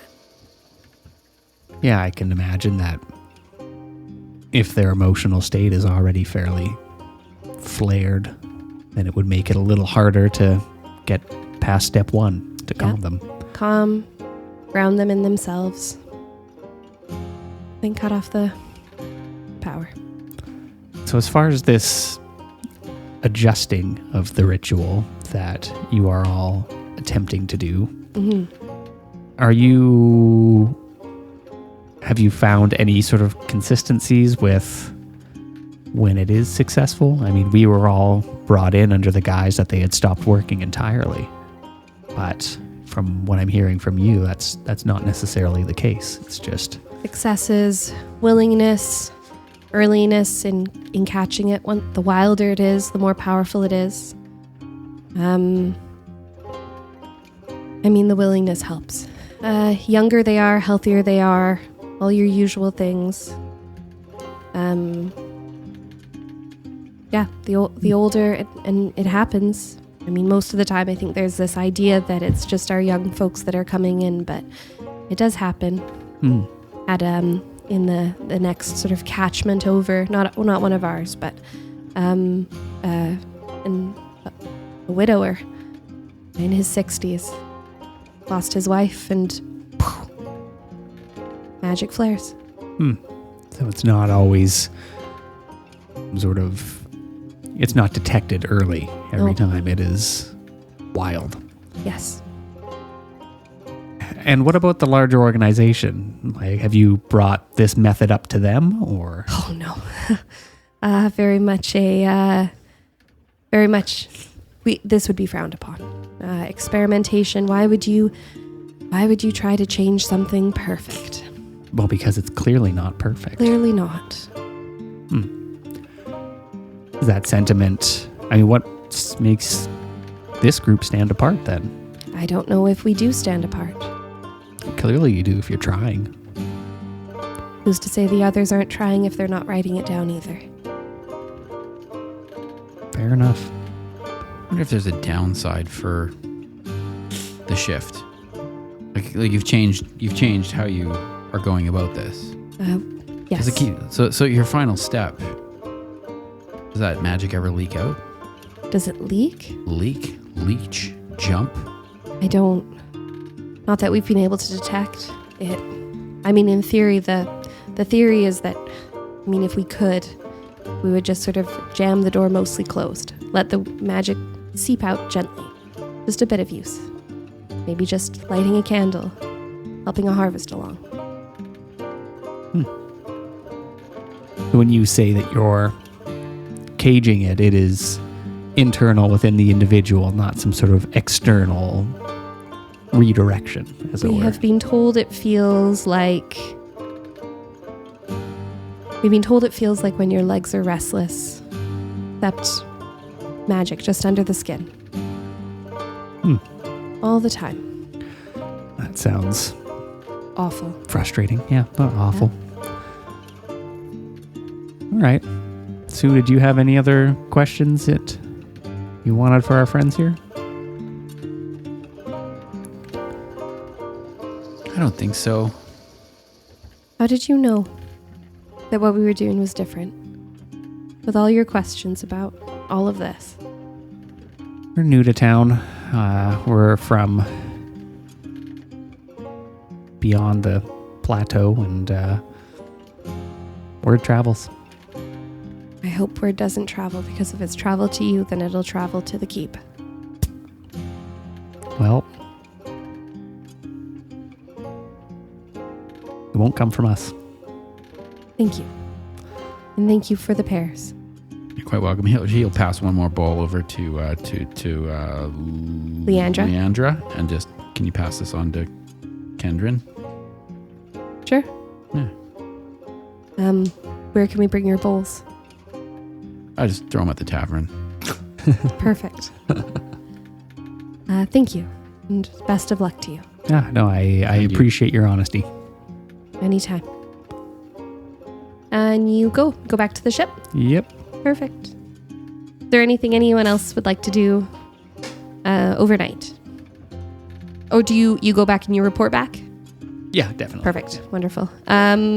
Kale does say that makes sense then. If they're prolonging the final step, that would be what we are seeing. Is instead of the cutting off of magic, we are seeing the echo of their ritual seeping into the system. Dead end. Anything else anyone else does? Or sorry, I didn't. Dwayne, you look like you were going to say Yeah, something. no, as Sue would ask, like, so what about the keep, right? Like, they're doing something different. And then, so Yes. it sounds like other places are doing other things different. Maybe they might be doing other things different, but not writing it down. Perhaps I can extend our search. I could see if we can, I don't know, send the right ears to listen. Do you know anybody at the keep? At the keep, no. No, okay. No, the You keep don't go up that food very chain. firmly wants us and our researching out of the keep. Okay, so pears aren't going to help, is what I'm hearing. As no, despite the fact that they look quite delightful. I don't know. They were pretty good. So Yes, the captain fed me one from his bare hand. I did try to refuse, but... Little bird? Sorry? Did he do it like little bird? No, he did not pre-chew it. Oh, okay. No, he just mid-sentence stuck it in my face. Huh. It was delicious, though. Thank you. Yeah. Yeah, scrumptious for sure. Yes. Yeah, another 10 out of 10, Sue. Cheers.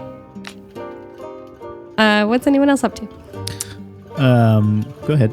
You made a noise. I won't stop making noises. I guess I would have the guilt of the death and my feeling of self-failure on the battlefield would have driven me to wake up extra early, and I would have been practicing on the top deck just with my rapier. I'd been practicing so long, I'd sweat through my sort of outer jacket, and I was just down to my shirt, which has also been soaked through, and I'm just like continually practicing over and over and over, clearly sort of mentally working through what I had experienced the night before. As you do this, in the corner of your eye, you practice a parry, and as your arm comes up, there is nothing at the rail, and as your arm comes down, a large raven with red-tipped wings is sitting there, just watching. I stop, and I bow very gallantly to the raven, and go back to practicing. It sits there for a while longer, and then as the sounds from the rest of the ship begin to get louder, it flies away. Tron, did you have something for Warbles? Yeah, I think Warbles had intended to get up a little early and likely sees Lucerio practicing. And, oh, it's a fancy bird. Seem to have a lot of energy there, Lucy. Yes, just when my mind can't settle, I find it best to work it out through the body. Well, here, come with me. We can find another use for that energy. I would say I sheathed my rapier, but it seems like it might be needed. And he'll start heading into town, as it were, and start making his way towards the well to start removing some of the rubble and clearing out the debris, as it were. Capital idea. I really like where your head's at, Warbles. Yeah, it's took a little something and time to give a little back. Learn that in the politicking, as it were. Yes, it's been a while since I've been on a team. I've sort of been a solo act for the last little bit, so I'm becoming reaccustomed to working together. Well, it doesn't even look like you've skipped a beat, as it were. It's all it is just trying to listen to what everybody's doing and acting accordingly and saying your piece. I have been listening, and I know I'm the newest to this crew, and I know you all very little, but I'm starting to get a sense from some characters on our team, and I'm, again, having not been on a team in a while. Is it Archie? Everybody hates Archie. It all starts that way, but he really grows on you after time. No, Archie seems like a good sport. He got kicked in the back onto a dock and brushed himself right off. I think he's got character, and I admire that in him. It's more, well, I don't know how much I can say. I know where your loyalties lie, and nothing has happened yet, but I am feeling that maybe some of our good intentions that we came to this trip with are not going to be acted on. And if you catch my drift, and if you have a similar feeling, I'm happy to talk about it. But you can speak plainly. It's fine. No need to bandy around the topic. Half of my job previously was listening to people who either thought I was doing a great job or a terrible job, and said terrible things to me, and just learned to think for myself and trust my gut. So, gotta trust yours. It's true. My gut is telling me that our captain is hiding something. I'm not sure what. I don't know what his intentions are, but the more he talks about godhood, and the more he grasps for power, the more I fear that the lich we might be facing is him. Wow. Gavin nodding his head so vigorously. I was laughing. yeah, I was laughing. I was like, Trying not to look at Gavin. Yeah. He's like, I would like that's that. me. I am the lich. Hey, girl. Yes. You cracked it. This is my villain era. I can't wait for the album drop. Yeah. Warbles just goes up. Gosh, I wish Eldric were here. We were having, I'm not going to say that exact same conversation, but echoes of a similar sentiment. And maybe I just haven't been focusing on it. I've been sort of looking at what's directly ahead of me as opposed to what's at my side. Well, we did spend the night together last night, or the night before, and he did talk about it quite a bit. And so it has me wondering. In fact, I wasn't sure if Captain Mintarn would actually let us back on a ship, given how spooked he was with the way Mawrow was talking. So it seems to be top of mind for him, to say the least. And I know we're here to understand what we can to support outcomes in the future. And the understanding that I'm getting is less about this unburdening and more about the burdens that we've brought from the future. That's a lot to chew on, and I appreciate your insights there. That's don't ever feel yourself lessened by the fact that you're new. If anything, a fresh set of eyes is incredibly valuable. So I thank you for coming forward with that concern. It's a lot to process, and I think we should definitely bring this up with Eldric and Sue as well. Although I don't know, Sue got so big, and like typically you don't gain mass like that unless there's like something going on in the background. You think he's juicing? He's not a young man, and there's he might be on the gear for sure. Again, he's new to me, so it's hard for me to say. But I understand you wanting to talk to Eldric about this, and I have to confess I am incredibly conflicted myself. I did swear my loyalty to the captain, and I would like to keep that loyalty, but my loyalty is to loyalty, and it feels as if his is not at this moment. So I'm not fully of my own mind sure of what to do about this matter, but there's a fine line between loyalty and servitude. Yes, there is. What did Eldric get up to the night before? The night before? Or overnight into this early morning? Yeah, not much. He's been keeping a journal, so I think he would just kind of have been going over his notes and pondering things. And I think when he was on the ferry on the way here, he was kind of in that like sick, where you're like feverish, sort of half not sure what's real and what's not really. So yeah, I think he's just kind of got a lot rolling around in his mind. And with what they Roll me a religion from the time that you were feverish on the boat, feeling half in, half out of reality. Religion, no. Sorry, didn't mean to interrupt, but It's all good. 21. fantastic. Whoa, put your shirt back on. Spooner. Oh, all right, Spooner, everybody. you're sweating. So fast. And we're back.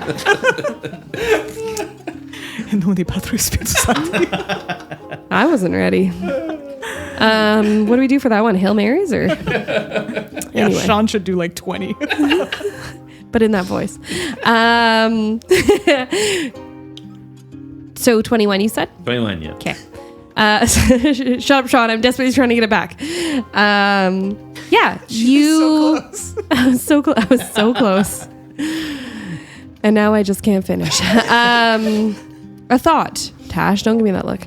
Yeah, so while you were on the ship and your mind was wandering and you were in and out of that sort of feverish haze, there were moments you felt closer. Moments that you felt not that same connection you have with Grimm, but certainly closer. Just that brushing against your mind, the connection to Ventus. Maybe it was the wind in your hair again. Maybe it was off on a new adventure, heading to a new place. Whatever it was. Certainly didn't come from a place of joy like Grimm has coached you, but in some of those moments you felt something you hadn't felt since you very first got here. Would Eldric's awareness, sense of his of the presence of Ventus be different in this time? What do you mean, like presence? Well, because Ventus isn't like it's the same deity but not the same avatar, and like, so does he feel Ventus differently? Does he? Ventus feels more like sitting by the ocean, listening to the waves come in. Whereas Like a bit Grimm calmer. feels like cliff diving. Yeah. She feels like sort of joy, just full send. Whereas this feels like standing at the front of the ship, heading off to a new island. like leaning with his arms out like this, like. Yeah. Ventus behind you. Yeah. Okay. Yeah, I think he would just. Singing Never Let Go. I'm flying, Ventus. I'm really flying. You just hear Mawrow in the background.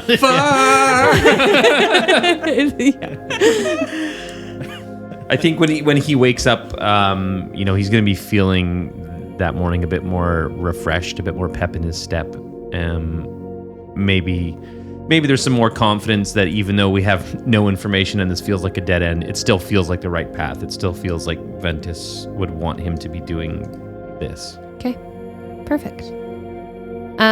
Yeah, and you come out onto the deck probably just after Warbles and Lucerio have left. And the sun is rising, and you're back on a boat, which is nice. It's nice to have... It feels different than the ocean, but it's nice to be back on a deck.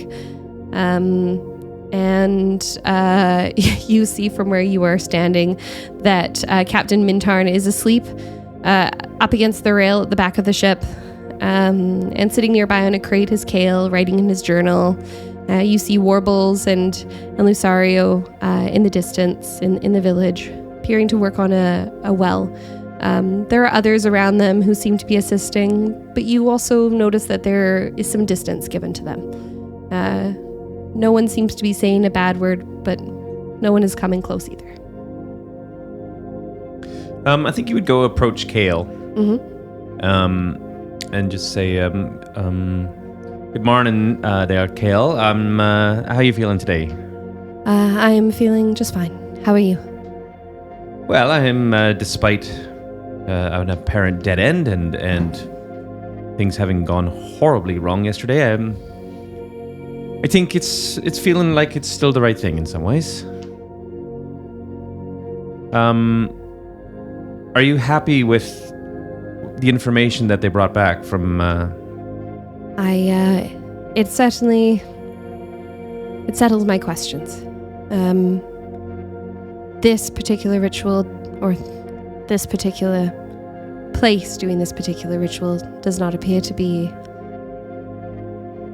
any good for what you're looking for. However, perhaps there is still something in the unburdening. Where you're from? Do they unburden? Well, and this is one of the big problems I have with it, is they don't. And, people die, as they always will, from the misuse of magic. But it's not a problem.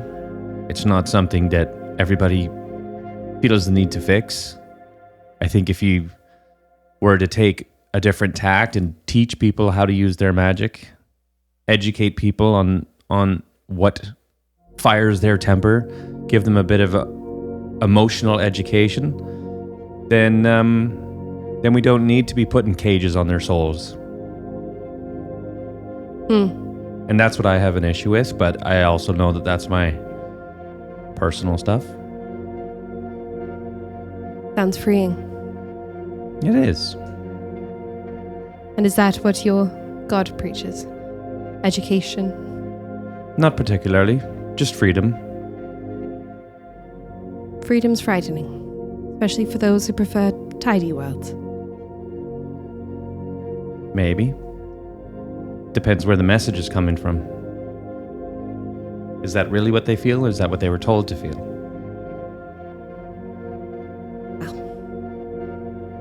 Anyway, I think that we're going to need to figure out some sort of direction. How did things go with Leo Cady? Leo Cady. Things did we talk? I don't think that's been a thing. Okay. Well, there's another path. Potentially. And I will return. Perhaps Tamsin has something for us. Perhaps this was just a dead end. And if we're going to talk to Leo Cady, we're going to want to go to the... Are you telling me that you've forgotten? Well, you see, I do keep notes, but it has more to do with my feelings Less to generally. do with facts. He holds up a book and he says, that would be what this is. Dear diary. Yesterday someone burnt to a marshmallow. I'm not doing very well. Talk to you tomorrow. Like, that's actually what you wrote in yours. No, quite a lot more than that. No, that was the... I was gonna say, it's a bit of a humor I don't really see in you. Yes, no, I was just trying it out for feels. No. Leo KD is the Marshal of the Vale. Like, supernatural police officer. Right. Well, yes, then I guess we will pull together the troops and come up with a plan, and you're going to return back.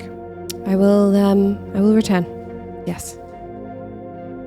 Great. Well, give us a few hours to figure out what's going on, and we'll let you know. What would your god make of all of this? Your Ventus. Of the unburdening specific? Where you've made it to so far. Well, I don't know that we're really on a time crunch. I mean, I guess as long as we figure things out before the Lich is the Lich. I didn't mean timeline. I meant, I don't know, just what you've accomplished. All of this, everything around. I would assume they're not here. Same one. You talked about it being different. Well, yeah. The Ventus that I know personally is a different avatar of the same deity. So, slightly different approach. She would not be bothered, I guess, by... She. You hadn't mentioned she. Well, that's how she appears to me, is a she. Does she have a I name? think. Well, I think that's not worth giving. Fair. Ventus at the end of the day. Yeah. Nothing more. No, I think that, in a lot of ways, I don't want to get too sidetracked onto this unburdening thing, but I know that that's something that would light a fire in her that isn't right. So... Strong moral compass? Just a belief that people should be doing what they want to be doing and not being held captive. Good. Sounds like she's good fit for the job. Do you like her? Is she kind? She's wonderful. She's changed my life. She gave me my life. She's your mother? I mean, you could argue that in some ways, yeah. I mean, I didn't, come out of her, I don't know what... Never mind. You don't know the word? Because I've got a book I can lend you. Well, no, I know the word. Just it's one of those things that people speak differently of, Mawrow always calls it the pink canoes. So weird, but it's his, from the sea and everything. He's got a thing with boats. It's his first analogy. Anyway. I'm not terribly surprised. Thank you for talking, for sharing your belief. It's not... Religion's not really my thing, but she seems to guide you well. Or perhaps you guide you well. I don't know. I think it's a bit of both. Have I asked you about the Zenith? I was told that if I wanted to make contact with Ventus, that the best option would be to go to the Zenith. To the Zenith. And that's all I know. And to me, that would mean the top of something, but... Who told you this? That I do not remember. Or I am not allowed to divulge. Not that I'm not allowed to. I'm just trying to be a bit protective of... Your god. Meddling. Well, and meddling in an alternative time frame is confusing. Everything that has happened in your time has already happened. I know that's what everybody keeps saying, but...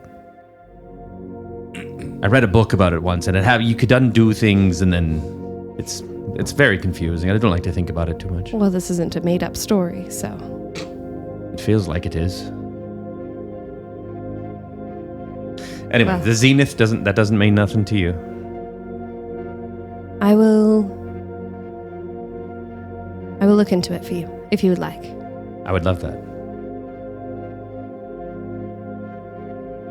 Well, you'd best be going to get your friends. Crew. And friends. But I'm not sure about the new one, but Yes, they are intriguing. all right. Well, we'll see you later, and we'll have a plan when I see you next. All right, you head off. Last one, Mawrow. Just off to bed, or? Mawrow spent the night sleeping on the top deck. He started on the, I don't know if it's just called the edge of the ship, like right at the edge. Yeah. Lying on his back, 1 foot dangling down, looking up at the stars. And he just kind of like talks to himself for a bit until he starts dozing off and then goes. What does he talk and, about? Finds a hammock. He runs through the scenario of the day. You made some interesting choices today, Mawrow, but we are no further forward on what we are trying to achieve. So, what does tomorrow look like, I wonder? And what does... And then as he's pauses on that, he lifts up his arm that has the like shackle thing. Yes, well, what do you think of it, of course? Like I have a fucking choice. And he tries to pull it off, and it doesn't come off. Roll me a religion. All right. Yep. Religion. +2. Ooh, 19. 19. It does come off. Whoa. Comes off easily. Oh. I don't like it. It comes off easily, and the gem does not glow. It is lightless, blue, but not... Inert. Yeah, it's inert. It's not doing anything. Thanks, John. Mawrow was pulling on it as if it wouldn't come off. Mawrow almost knew it wouldn't come off. Yeah. I like pulled on. He pulled on it knowing that it wasn't going to come off. And when it did, he sat up immediately, like more awake than he's been in a while. And he rolls around in his paws, I guess. His hands, his hand paws. Goes long cat. And interesting. Maybe we have made some progress. And thinking on it, you don't remember feeling any of the connection since you got here. Those little moments, just that slight liveliness to the water. The only time you've seen it has been when others control it around you, but never in that way that feels like almost like it has a personality, but rather like it's a tool. Mm-hmm. Does this pre-exist to you, maybe? Our timeline? I wonder. And Mawrow puts it back on and goes for a swim. Yeah, you go for a swim. And it's chilly. It's the river. Yeah, but he knows. it's in a warm climate, and it's not too bad. It's refreshing. Does he, as he swims around, he would know what that feeling is. He wants to be sure. What? The little cat paddle that's going on like, the other side of the table. He's a good swimmer. Yeah. I mean, he's the captain. He got used to it. He knows that feeling. And as he swims around and he holds his breath and he goes as deep as he can. Yeah. He's a good swimmer. Mechanically, I can actually like breathe underwater for a really long time.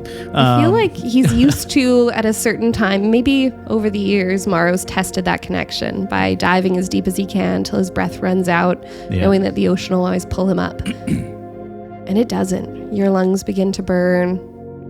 And you end up almost in a panic, swimming. And just as your air is almost gone, you come up into air. Nothing was going to save you. Mawrow has like a chill that runs through him, and he's just quiet. His thoughts leave him almost as he swims quietly back to the shore, shakes off, and goes and lays in the hammock, puts the collar back on his arm, and just stares at the stars until he falls asleep. Yeah. And from above you, on the deck, just above your cabin, you hear, wishy-washy-wee. Shut up, I'm trying to sleep. You hear a little drunken cackle. It sort of slowly dies off. And yeah. All right. Morning comes. And unless there was anything else anyone wanted to do, Sue, did you have something else? Sorry, I thought just- the pears were it, but I apologize. No, that's okay. Sue just wanted to. He wanted to take a mesh like netting and just whip it off the back of the boat. Yeah, actually, absolutely. probably, and just tie it off on the side. Perfect. Probably close to where the captain is. You tie it off on his toe. Yeah. That's what actually hauls the captain out from the water. Yeah. So Perfect. he just wants to make it secure for the morning. Perfect. Sounds good. Yeah. Successfully done. And unless there's anything anyone else would want to do first thing in the morning, the well is rebuilt. And you make your way back to the ship, which begins its trip back to Apotheos, unless there was anywhere anyone else wanted to go. And is there we will take our break.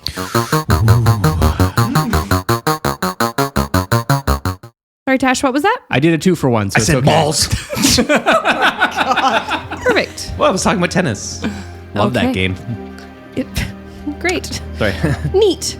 All right. You You have about 8 to 10 hours on the ship. Is there anything any of you accomplish? The Captain Mintarn is looking a little hungover, however, back at the helm. Anything any of you do on your trip back? Sue would pull up his net. Okay, yeah. You roll me an animal handling. Is that because the captain noticed how slow the boat was going and was like, what? Maybe. It's because walking around is Yeah. just like attached to his So toe. many fish in here. That would be 18. 18. Yeah, you end up with Crawfish. Yep, perfect. Mermaid. Crawfish. So A all lich. of them. You caught the baby lich. You did it. You won the campaign. You end up with crawfish. Cool. Sue's going to make a crawfish chowder. Amazing. Sounds. Yep, you do. Roll for nothing. Just manifesting what you catch.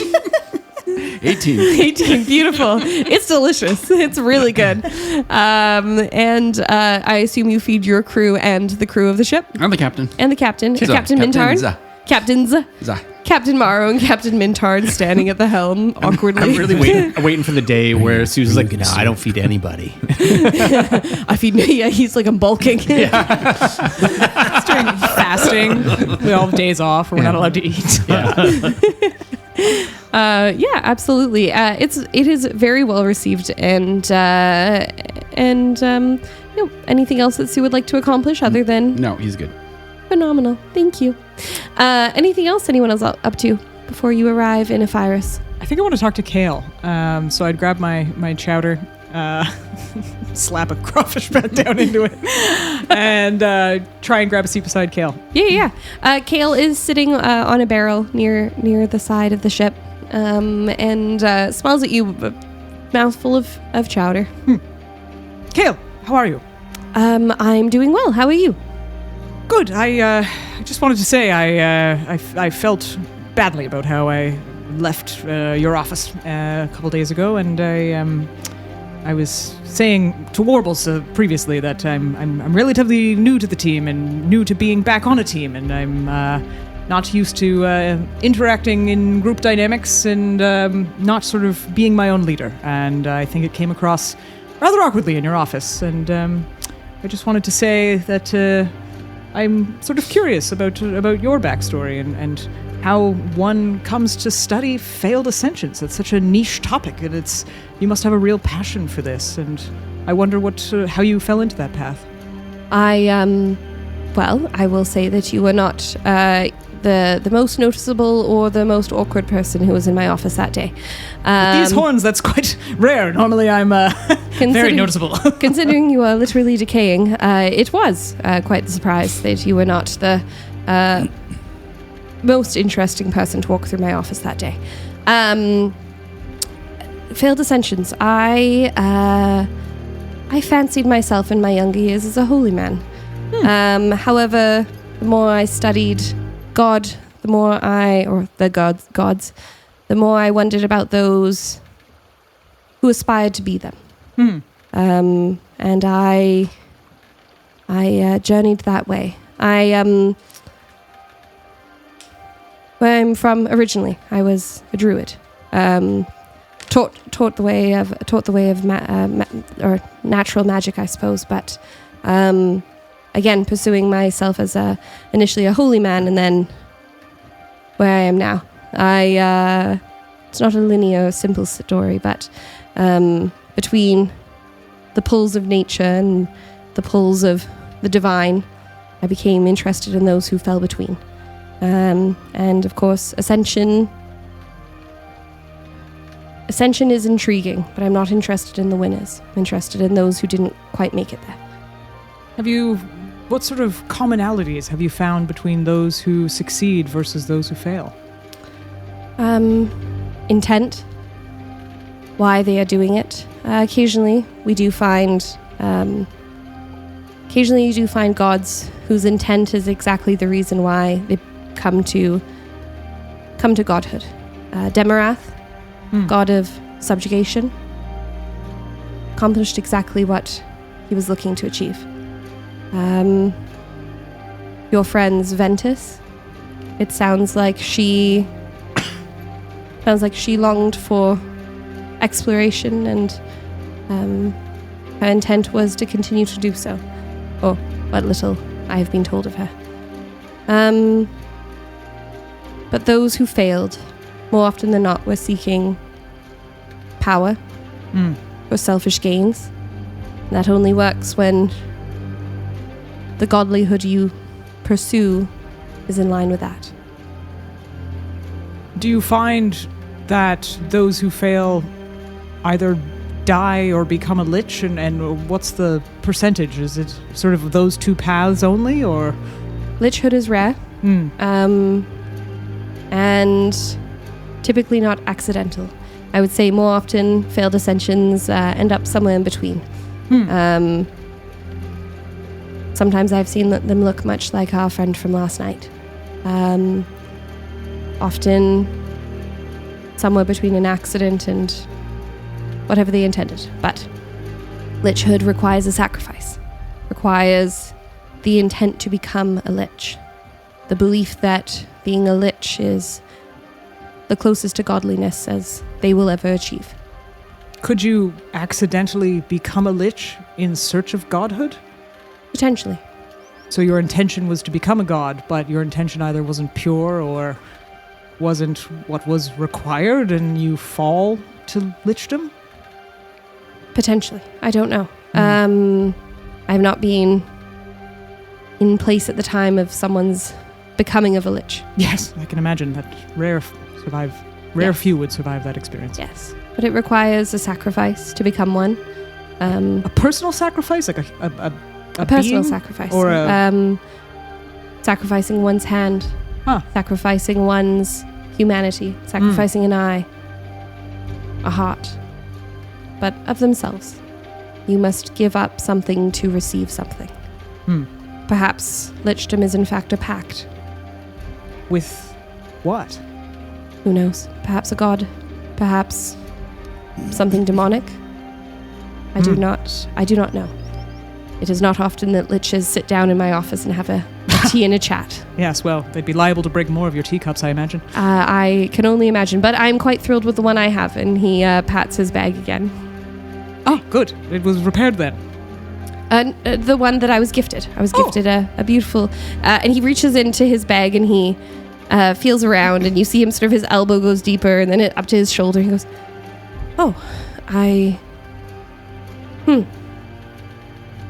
strange. Anyway, I was gifted one, but it seems my bag has eaten it. I guess that could happen. It's a big bag. Good lord. Lost your arm. Bag I thought of I only holding. did that. Yes, what's your story? Why are you here upon a ship in the sunlight decaying? Well, I had some... My loyalty took me to a place where I was overlooking great evils, and not of my own realization. I was either too vain or too preoccupied with success to understand the cause that I was truly aiding, and it led to my death and my execution, and I was executed under false pretenses, you might say, but was eager in my the glory of my death. And I have been sent back to end the cause that I had supported to come into being. Sounds like a terrible journey. Well, aren't they all? It's complicated stuff, Indeed. this existence. Well, I am glad you are here on the correct side of that whole thing. It's a dark and twisted path, but all we can do is put one foot in front of the other. Onwards. Onwards. What a journey. Well, I will leave you to it then. Capital. I just slap him on the back and get up and take his empty bowl as well and Perfect. go back to the galley. Awesome. Anything else anyone else is doing before they get to Phyros?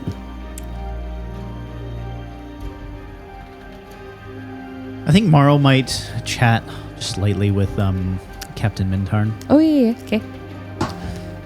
Mintarn, it's great to be on the boat again. This time in different circumstances, it would seem.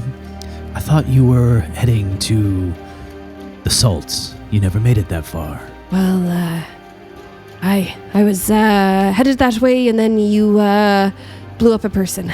And, I did. well, you know, whoever. A person was blown up in your company. Right. Sort of spoiled the mood and what I was supposed to take south, so might as well head back. Well, Also, your kale made this trip fairly ludicrous. I'm not always good with words. ludicrous. Lucrative, that's the one. Lucrative. Sorry. I suppose the scenario... He's about halfway through his latest bottle. Mawrow grabs and takes a sip and gives it back to him. It's the good stuff, yeah. It now sits between you two. Yeah. We're both of us like one hand on the whatever it's called, steering wheel. Yeah. Helm. Steering wheel. It's a big steering wheel. What was I going to say? Some might think necessary, the situation. Which part? The blowing people up or the coming back the other's way? The blowing people up. Oh, I mean, sometimes, yeah. I don't know. I just saw it from afar. Well, we came to gather some information, and I feel like the scenario revealed exactly what we needed to see. Sometimes getting what you want requires a certain amount of sacrifice, don't you find? Sacrifice. How did you come by this ship? How did I come by this? It's insurance, to be honest. My ship went down.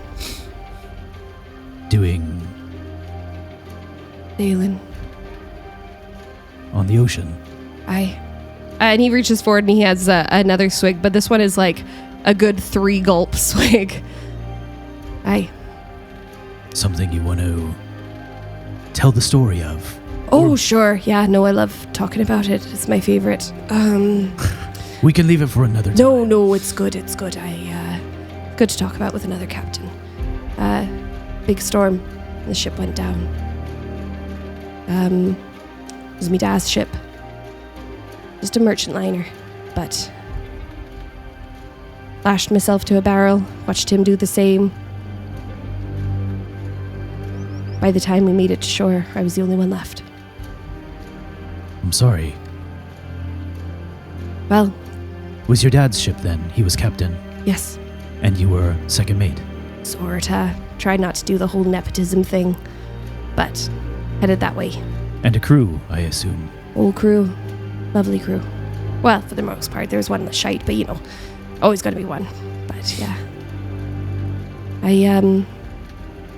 You carry yourself like a man who's seen too much too, though. Maybe lost too much. Yes. I have a similar story to yours. Almost uncanny, but doesn't end the same. Well, ends with just one of us leaving. Anyways. Well, there's a god for seas, there's a god for storms. Ain't no god for sailors. Not yet. Is that what you aspire to?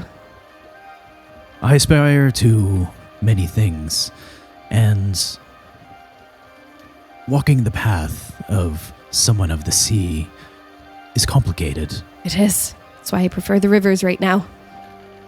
Being a captain, as you know, comes with responsibility. You have to make choices for yourself, your crew, and for the well-being of others. And not every choice is well accepted. Not everybody can see the line between the dots. No, they can't. You see the pieces they don't see. That's what makes you captain. Yeah. Or at least a willingness to make a decision no one else wants to make. It's like reading the stars, a map almost. Yeah. Waypoints in the sky. Well, Captain Minton, it's been pleasurable. But if you don't mind, I can smell Sue's cooking. I feel like I'll dip into that before it's all gone. Makes sense. And as you start to head away, they're sort of quiet from behind you, and then for a moment, you hear him say, "Tell me, Captain, Mawrow pauses. do you ever think about them? The ones who don't make it back?" He holds his, he has his little carving knife on his side. All the time. Probably not a day goes past. And you? All the time. I like to think perhaps they walk with me, or sail with me. Perhaps your crew does the same. I've felt them fill the sails. I know it. Good. Well, we'll talk later.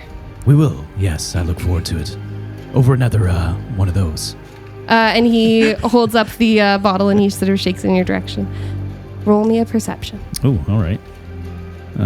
Perception. Ooh, 29. 29. Shakes the bottle your way and sort of smiles kind of wryly at you as he tilts the bottle back, and as he does, the sleeve across his bottle wielding arm falls back, and you notice a cuff on his wrist, silver with clouds and lightning bolts carved into it. And as he lowers his hand, you see a blue gem in the very center. I look forward to that drink. Well, there's probably more down in the what do you call it? Kitchen, galley, whatever they call it. Haven't figured where that shit is anyway. Food just always seems to make its way into my hand. When we make port, are you going to be around a while? Yeah, I mean, probably. I've heard tale of another pear heist that is just waiting for Captain Valker. Well, I look forward to hearing that story and how it pans out. And should you need a bed to hide under, you know who to look for. Absolutely, but not if that friend of yours is hiding out. Jesus. I don't understand his reasoning, but he's a good member of the crew. Aye, well, there's always got to be one. Like you said, there is always one. Wonderful. And then if no one else has anything to say, a couple of hours later, you end up in a Phyros, waved off by a crew who is grateful for the money they have received, and a captain who is well into his bottles again. What is your plan? Say that it would make sense. What is it? Sort of morning time, afternoonish? What's the? You are late morning, sort of 10:30, 11ish. I think we should go back to Shell's to find Archie. And a shell if we can. Yeah. Yeah. Eldric, who was the individual we were supposed to speak to? A contact of yours? Contact of mine. Or someone that we... Leo Katie. Leo Katie is what Sorry, Kale, not a contact of yours. Kale was referring. Leo That Katie. they're basically like the head of the police force. I think that Archie had made contact with them previously as well, and he might be That able is to tell correct, us what they told him, at least, and where we can find them, and Valoran said that, yes. all of that. Right. Well, then I think you're correct. We should speak with Archie. Best to go to Shell's? Yes, of course. Yeah. So enthusiastic. Insight check. No longer flaccid. Well, Captain, lead the way. Must have been whiskey in that bottle. All right, you make your way back to Shell's, and when you go for the door is locked. Some knocking brings a shell to the door. Ah, you have returned. I am back for about a week. Are you again looking for rooms or? Yes, if that's quite all right with you. Yeah, it'd be great. Of course. Same places. Wonderful. Okay. Well, I'm gonna go make something for lunch, Oh, like a Can I help? charcuterie board. sure. Can I help out? Yeah, Even yeah. I can manage to cut stuff, but I'll help. I'll help you. Then. oh, why don't I just leave you to it? Well, I mean, we could work together. Oh, sure, we could do that too. I absolutely. You better leave. She hasn't even entered the kitchen, just knowing that. She doesn't I know where believe anything you. is anymore, anyways. I have found your redecorating to be annoying Well, it just makes sense. to you, perhaps. Okay. Okay, well, hopefully it won't be so gritty in the future. And she continues to walk by. Have you seen Archie? Archie, yes, he is sleeping. Actually, I have been wanting to speak to you, little cub. Yes, in private. Yes, in private. Perhaps on a balcony where people can see us. Yes, of course. Whatever you're into, I suppose. Excellent. She walks by. A good, probably as 3 inches taller than you, and just walks by and kind of right. I assume you follow. Yes. Yeah. You make your way out into a large balcony, the same one actually that you had previously seen, or you had previously. Archie fell over. Or you fell over. I pushed Archie off, but I And was you trying fell to, over. and he. That's right. Yeah. Yeah, you the one you previously fell off of, and she heads over. Shell heads over to the rail and sort of props herself against it and crosses her arms and looks back at you. Archie came home last night exhausted. Well, came home this morning exhausted, doing some scouting. Oh, interesting. And he was scouting for... He was scouting for you. I see. What you requested of him. Well, I'm glad to see he follows orders. He does. And your concern is... I am concerned that you are dragging him into trouble. Archie knows our crew. He knows me all too well and knows trouble himself. He does. He can get into his own trouble and make his own decisions. Me dragging him into it is none of your concern. He seeks your approval. Well, don't we all? I do not. Well, there's always room for the select few, I suppose.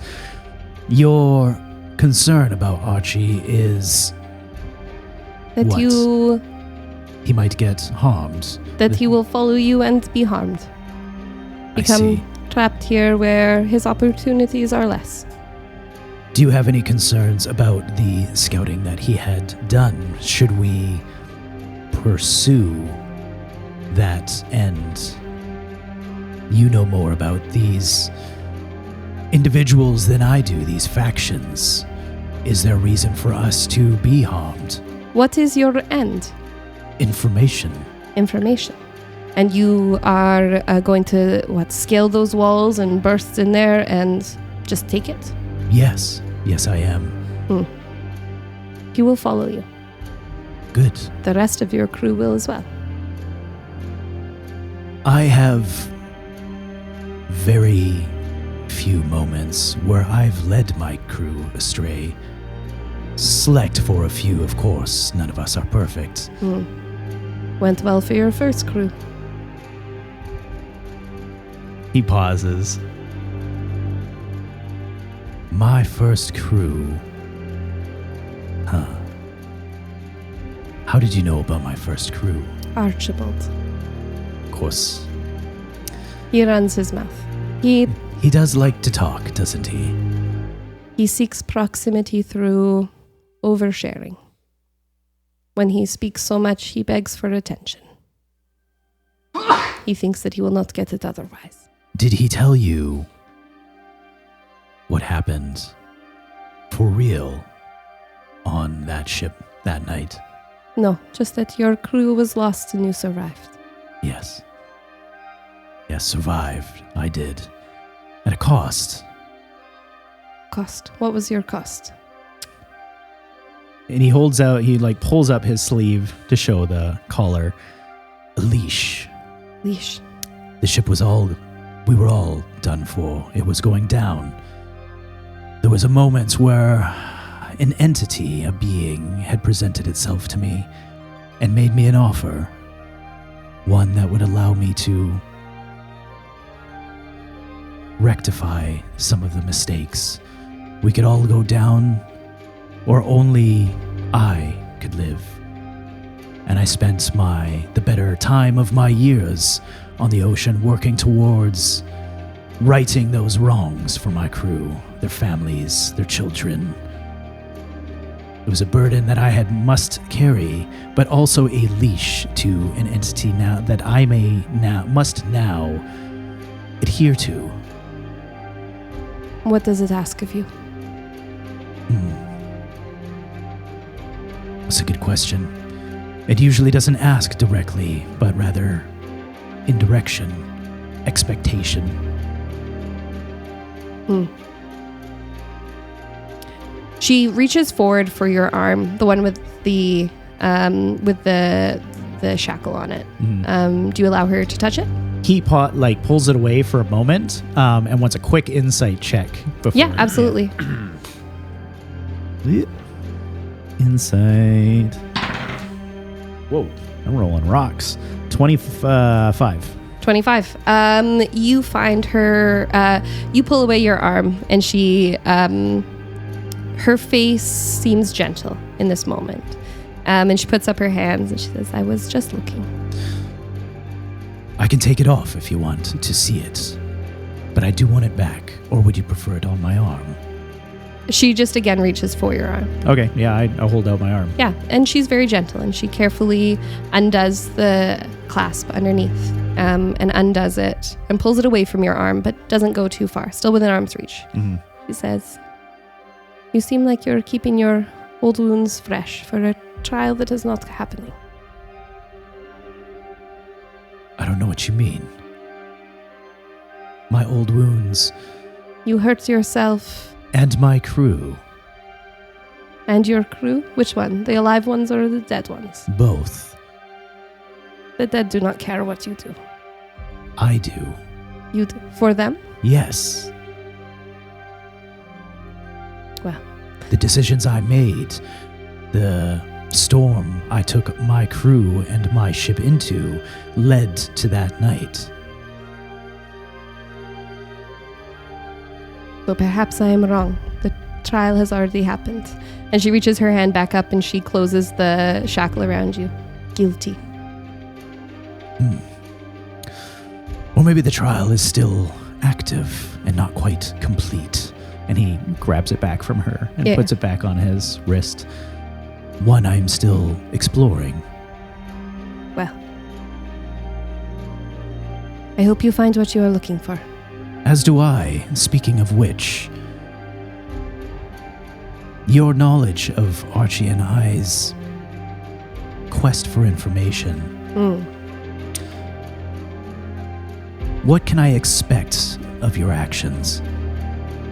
I will not work against you. I ask that you are careful with Archibald, and I ask that you are careful with yourself. And I also ask, ideally, that you do not bring whatever it is upon my house. Agreed. I cannot promise Archie won't get hurt. However, I can promise that I will do my best to keep him out of harm's way. Wonderful. Take care, little cub. And she just walks away. All right. Yeah, Mawrow's just going to hang out up there for a bit, I think. Sweet. Anything else anyone's up to, or are you off on the journey for Leocady, or what are you doing? I think we haven't asked Ashell about the Zenith, have we? You did, yes. Yeah. Okay. And she said that she would keep an ear out, but that she had not. Yeah, she would ask of the acolytes that were up there, but yeah. Oh, I guess we'll. Maybe we would check back in on that. Sure.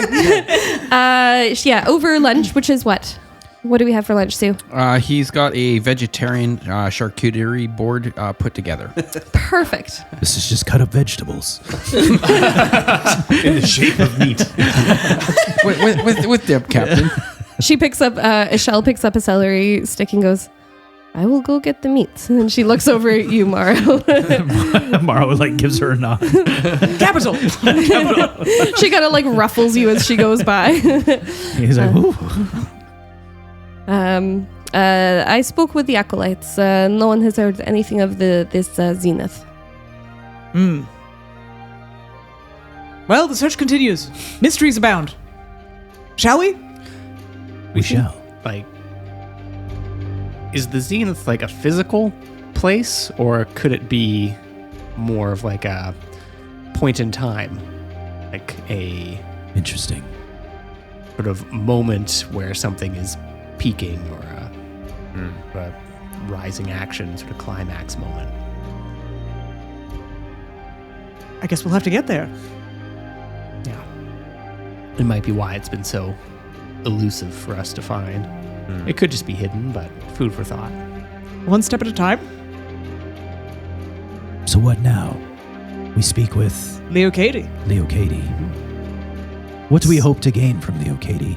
I feel like, much to my mistake, we went in a little too unprepared for the last information quest. Agreed. We didn't ask Archie what he actually had talked to Kale about, and we went in there, and you're right, we made asses of ourselves. Yes. So if we can potentially gently wake dear Archie from his sweet slumber and get some information before we go kicking doors down, it might be to all of our benefit. I'd agree with that. Do you wish me to go get him for you? Yes, please. Ashell goes and you hear her just start to go up the stairs and everything like that. And a few minutes later, she comes back with a shirtless PJ wearing, rubbing his eyes like a little kid, hair up in his little messy man bun. Archie. Oh, It's 10 a.m. Yeah, well, I was up till fucking 4, wasn't I? And Mawrow gives him a wink.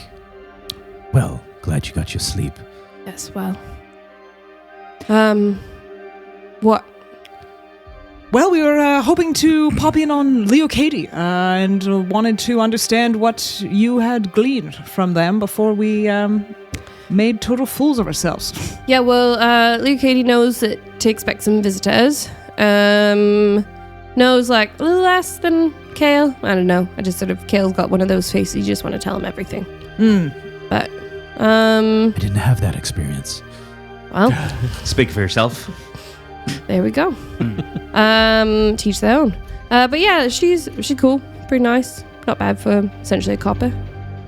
How much did you end up telling her about our quest? I told her we were sort of investigating some dark, secret-y things. Told her we couldn't tell her much about it. She kind of like closed her eyes at me and then went, "Yeah, okay. Tell you some stuff if you need things."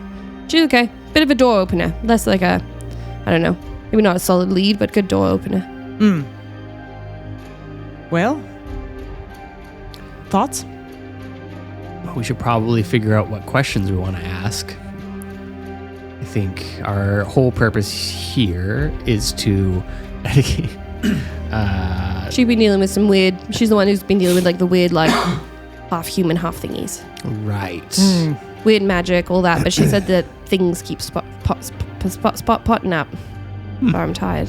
That's okay, Tiger. You can go back to sleep if I'm you awfully want. To be tie-tie. honest. Can I Yeah, go back you to are. bed You now? look very tie-tie. Yeah, I think you're good. Well, I could stay here. I'll just curl up over here in the corner. All right. I just there's my jar if you want to. No, I'll sit in the chair beside it. Yeah, that's all right. Just each Yeah. your own.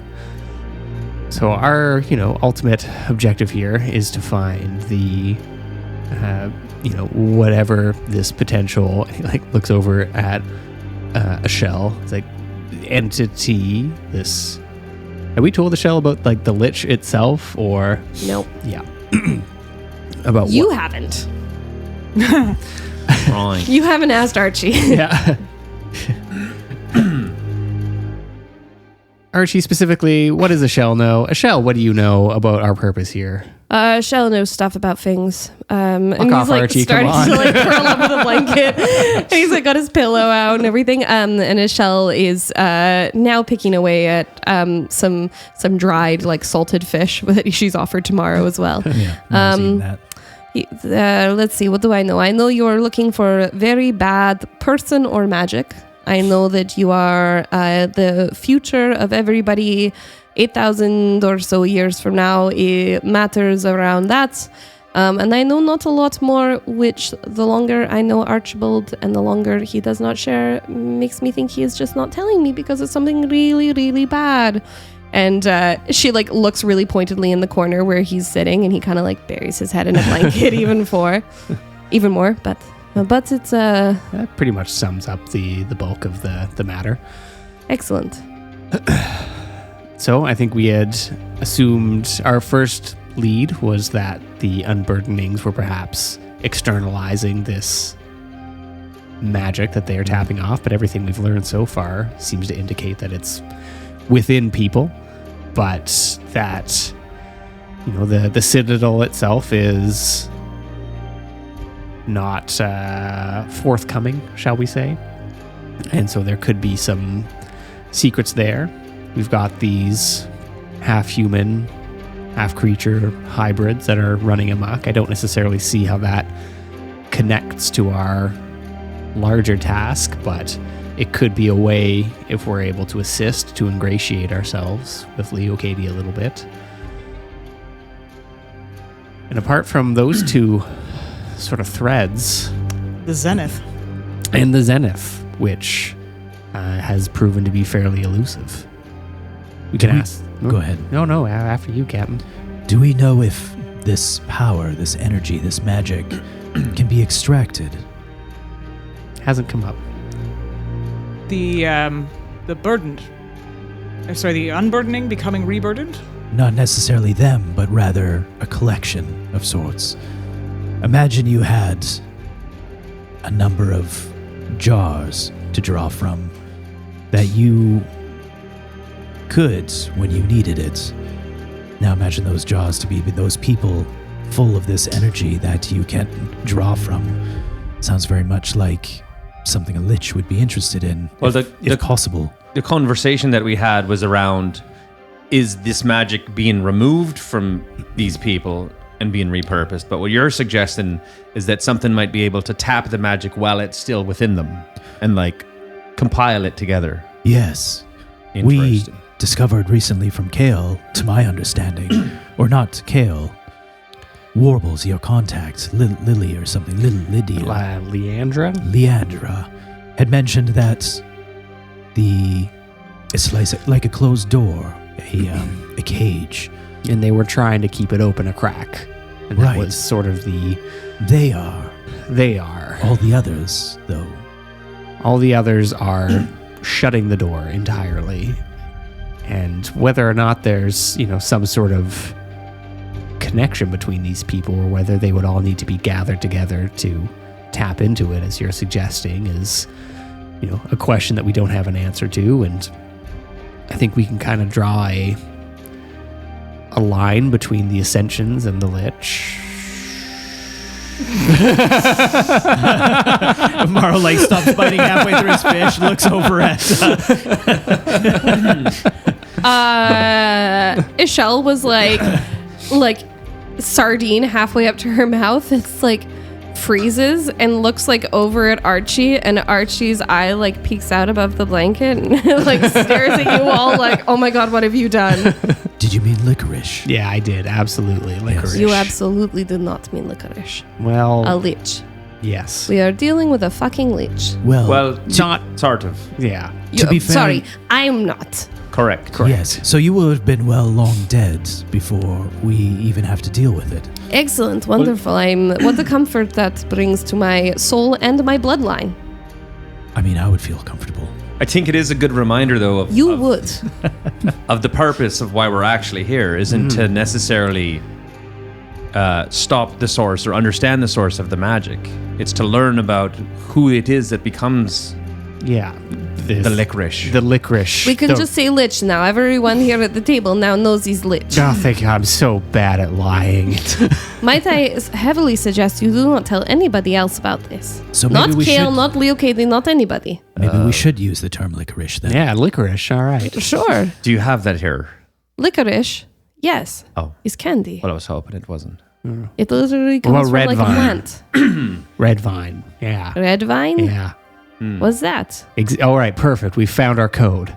Perfect. Okay. Well, I thought So- it was licorice. Well, red vines are kind of a licorice. We are more than anything here to find out who it is that becomes the red vine and what it is that they're meant to sacrifice for that. Mm-hmm. I think the captain could be onto something with this sort of well of untapped magic, and It's an option. But I think Leo Katie being the Marshal of the veil. of the Veil, Mm-hmm. cool title, by the way. That's so cool. It's Very very cool. neat. Yeah. They're very apt to know who's been meddling and stuff. True. Who the Right. actors are. Kind of and their who's at job. Play. So seems right. like a good place to start. So then, Give what's us a top 10 list. What's our cover then for inquiring about? Oh, yeah. Archie, where did you say you came from? Let's assume anyone that Well, I Archie's said I came from here, but talked like to. in the past. In the Oh, so you Right. have told. This is For what I'm future. Yeah. Sorry, Tide. In the future. Yeah. That this is the past version of where I lived, except I was, out at sea. So anyone that Archie's talked to, we just tell them the truth Yeah. as much as we. Well, no, didn't tell everyone that. I told I told the Shell, told Kale, told Leo Katie I'm from a far away place, and honestly she didn't ask a lot of questions, just did that close the eye thing, and then tilted her head like a little Eldric dog, goes and then cast silence on uh, him. Anyways, Amazing. Yeah. I need to learn that spell. what do I have? that is very Do I have impressive. Do you have spelling? Do you I have do. spelling? He just puts his hand out and says, "Silence." Oh, yeah, there it is. You 10 also minutes. We got manifested 10 it? minutes. Perfect. I expect you to expend that spell slot. Oh, DM's back. It does seem convenient, though, doesn't it? You have these packages of power that can't necessarily fight back. You go up against a large group of magic wielders, you have trouble. But you essentially, in this case, have a lineup of sheep waiting to be harvested. It's a fairly How eloquent. morbid way of putting it. Yeah, you could You have be to- onto something though. You have to think like a lich, not like a farmer. That is a terrifying statement. I thought I mean, if we're speaking above table, I think that maybe we learned that the Lich was like collecting bodies, and then that's We where it did. gained, and that's where it gained its power. Where did we learn that? I forget. I believe it was last. I don't want to say that they're campaigns, but like our last adventure. Big adventure. Yeah, it's where we encountered a lot of it. Just kind of like look sideways It was over. like the Maw was eating the armies and Yeah, and then and they all came that. back as a. I mean, Lich and They were- armies of the dead is what I'm hearing. They were being drowned. And well, yes, Yeah. whatever. Every time's Yes. got their own dramas. Wow, we're really just sort of putting it all out there. Eh? People are I mean, Red Vine. Did I spill too much? Have I loose said lips sink ships. no more Too true. sinking ships? Yes, no more sinking ships. Doing my best. So I think that's what, like, it was getting more and more power from. So the chance of these I think individuals, this power being harvested, is a chance. Maybe that's something we ask, Leocadia. Is any of these groups being gathered somewhere? there any- An encampment of any- some kind? Connection to unburdened individuals or whatnot. there has to be. There has to be. Or if I asked kind of about like what the stats were in regards to recovery. What if there's not a lot of recovery going in one area? What did they say? They said that they didn't keep those stats. Or Well, they they didn't weren't share told them. Well, they won't share them. Interesting. So I'm He just looks wondering- over at Archie. I'm just wondering if we know where it, like if one fraction of this or faction. Yep. Yeah. It's a word. Well, I mean, that is why we went to. Well, that's when we went to Bracken. one. Yeah. And but they were saying that they don't really chat or share trade secrets, and they kind of live in fear of the Citadel. I think we just have to go higher up to find the truth. Agreed. And do you think they're going to hand that to you on a platter? Well, of course not. Leo Katie's the next Yes. stop. This is about corruption, right? And like, there's no way. I'm sure the unburdening was created as a way Well, maybe to not on a to platter. help people, but someone is going to take a hold of that and corrupt it, and that's just always what happens. So Bless you. Thank you. Well, then let's go speak with Leocadia. See what doors you can open. Could be a plate. If that doesn't work, we have another option, but we can get to that. Yes. Does let's this have keep to- that as a later option? is it about you becoming a god again? Dish. Becoming a god might be a necessary evil. Holy fuck! Well, that just sort of leads to it, doesn't it? It can, based on my research, yes. So you want to solve one problem by creating an entirely other different one. Solving one problem by creating another is often part of the way of solving a problem, yes. Yeah. It can be. However, we don't know what we don't know. It's interesting that we're here in this time trying to find a creature that is in pursuit of an extraordinate amount of power. And every 10 minutes I turn around, you're talking about becoming a god. Are you suggesting that I'm going to become the Lich? May I remind you that we are in the past and we've been in the future. Am I the Lich in the future? No, I am not. Clearly, I did not succeed. Well, but it's your past self that was in our present, and if you stay here in our past and live on, who's to say that you came back with us? What do you mean by clearly I didn't succeed? You never knew me as Captain Mawrow in our time. Up to just recently, I am not Lich. But two things can be true at once. You can be 22-year-old Mawrow at sea, and you could be, I don't know how old you are, was like 60? 42.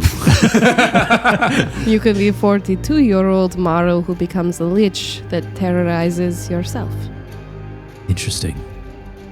Not something I've thought of. Well, perhaps something you should think of.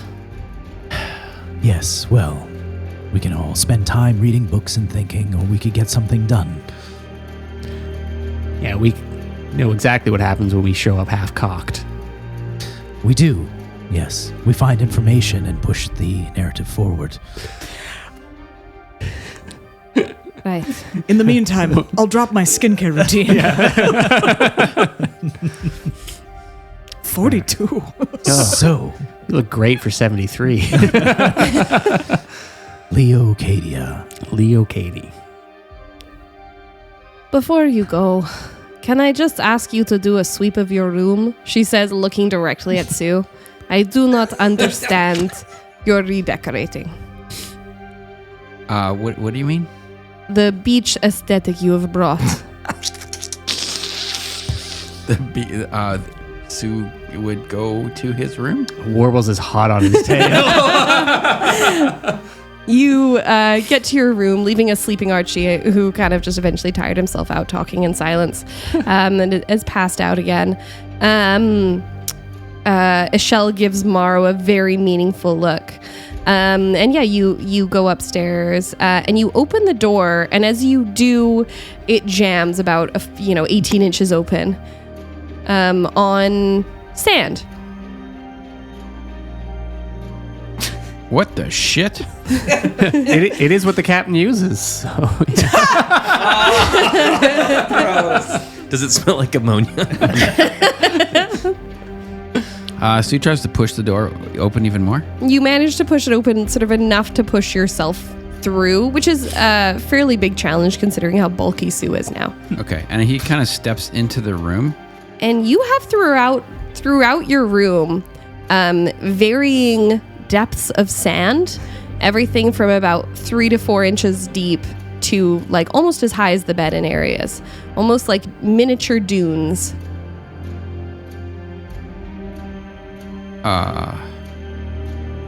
Sue just like what the? He looks at Warbles and like what do you make of that? Like So Sue wants to do. He wants to like where he wants to know where the sand would have come from. So an investigation? Yeah, I think so. Does he can smell it? Warbles Does he make it? assist and help to give You him sure advantage? can, yeah. Oh, I feel like his sense of taste would probably help him figure that out. So I'm rolling with advantage or Yes, just advantage, yeah.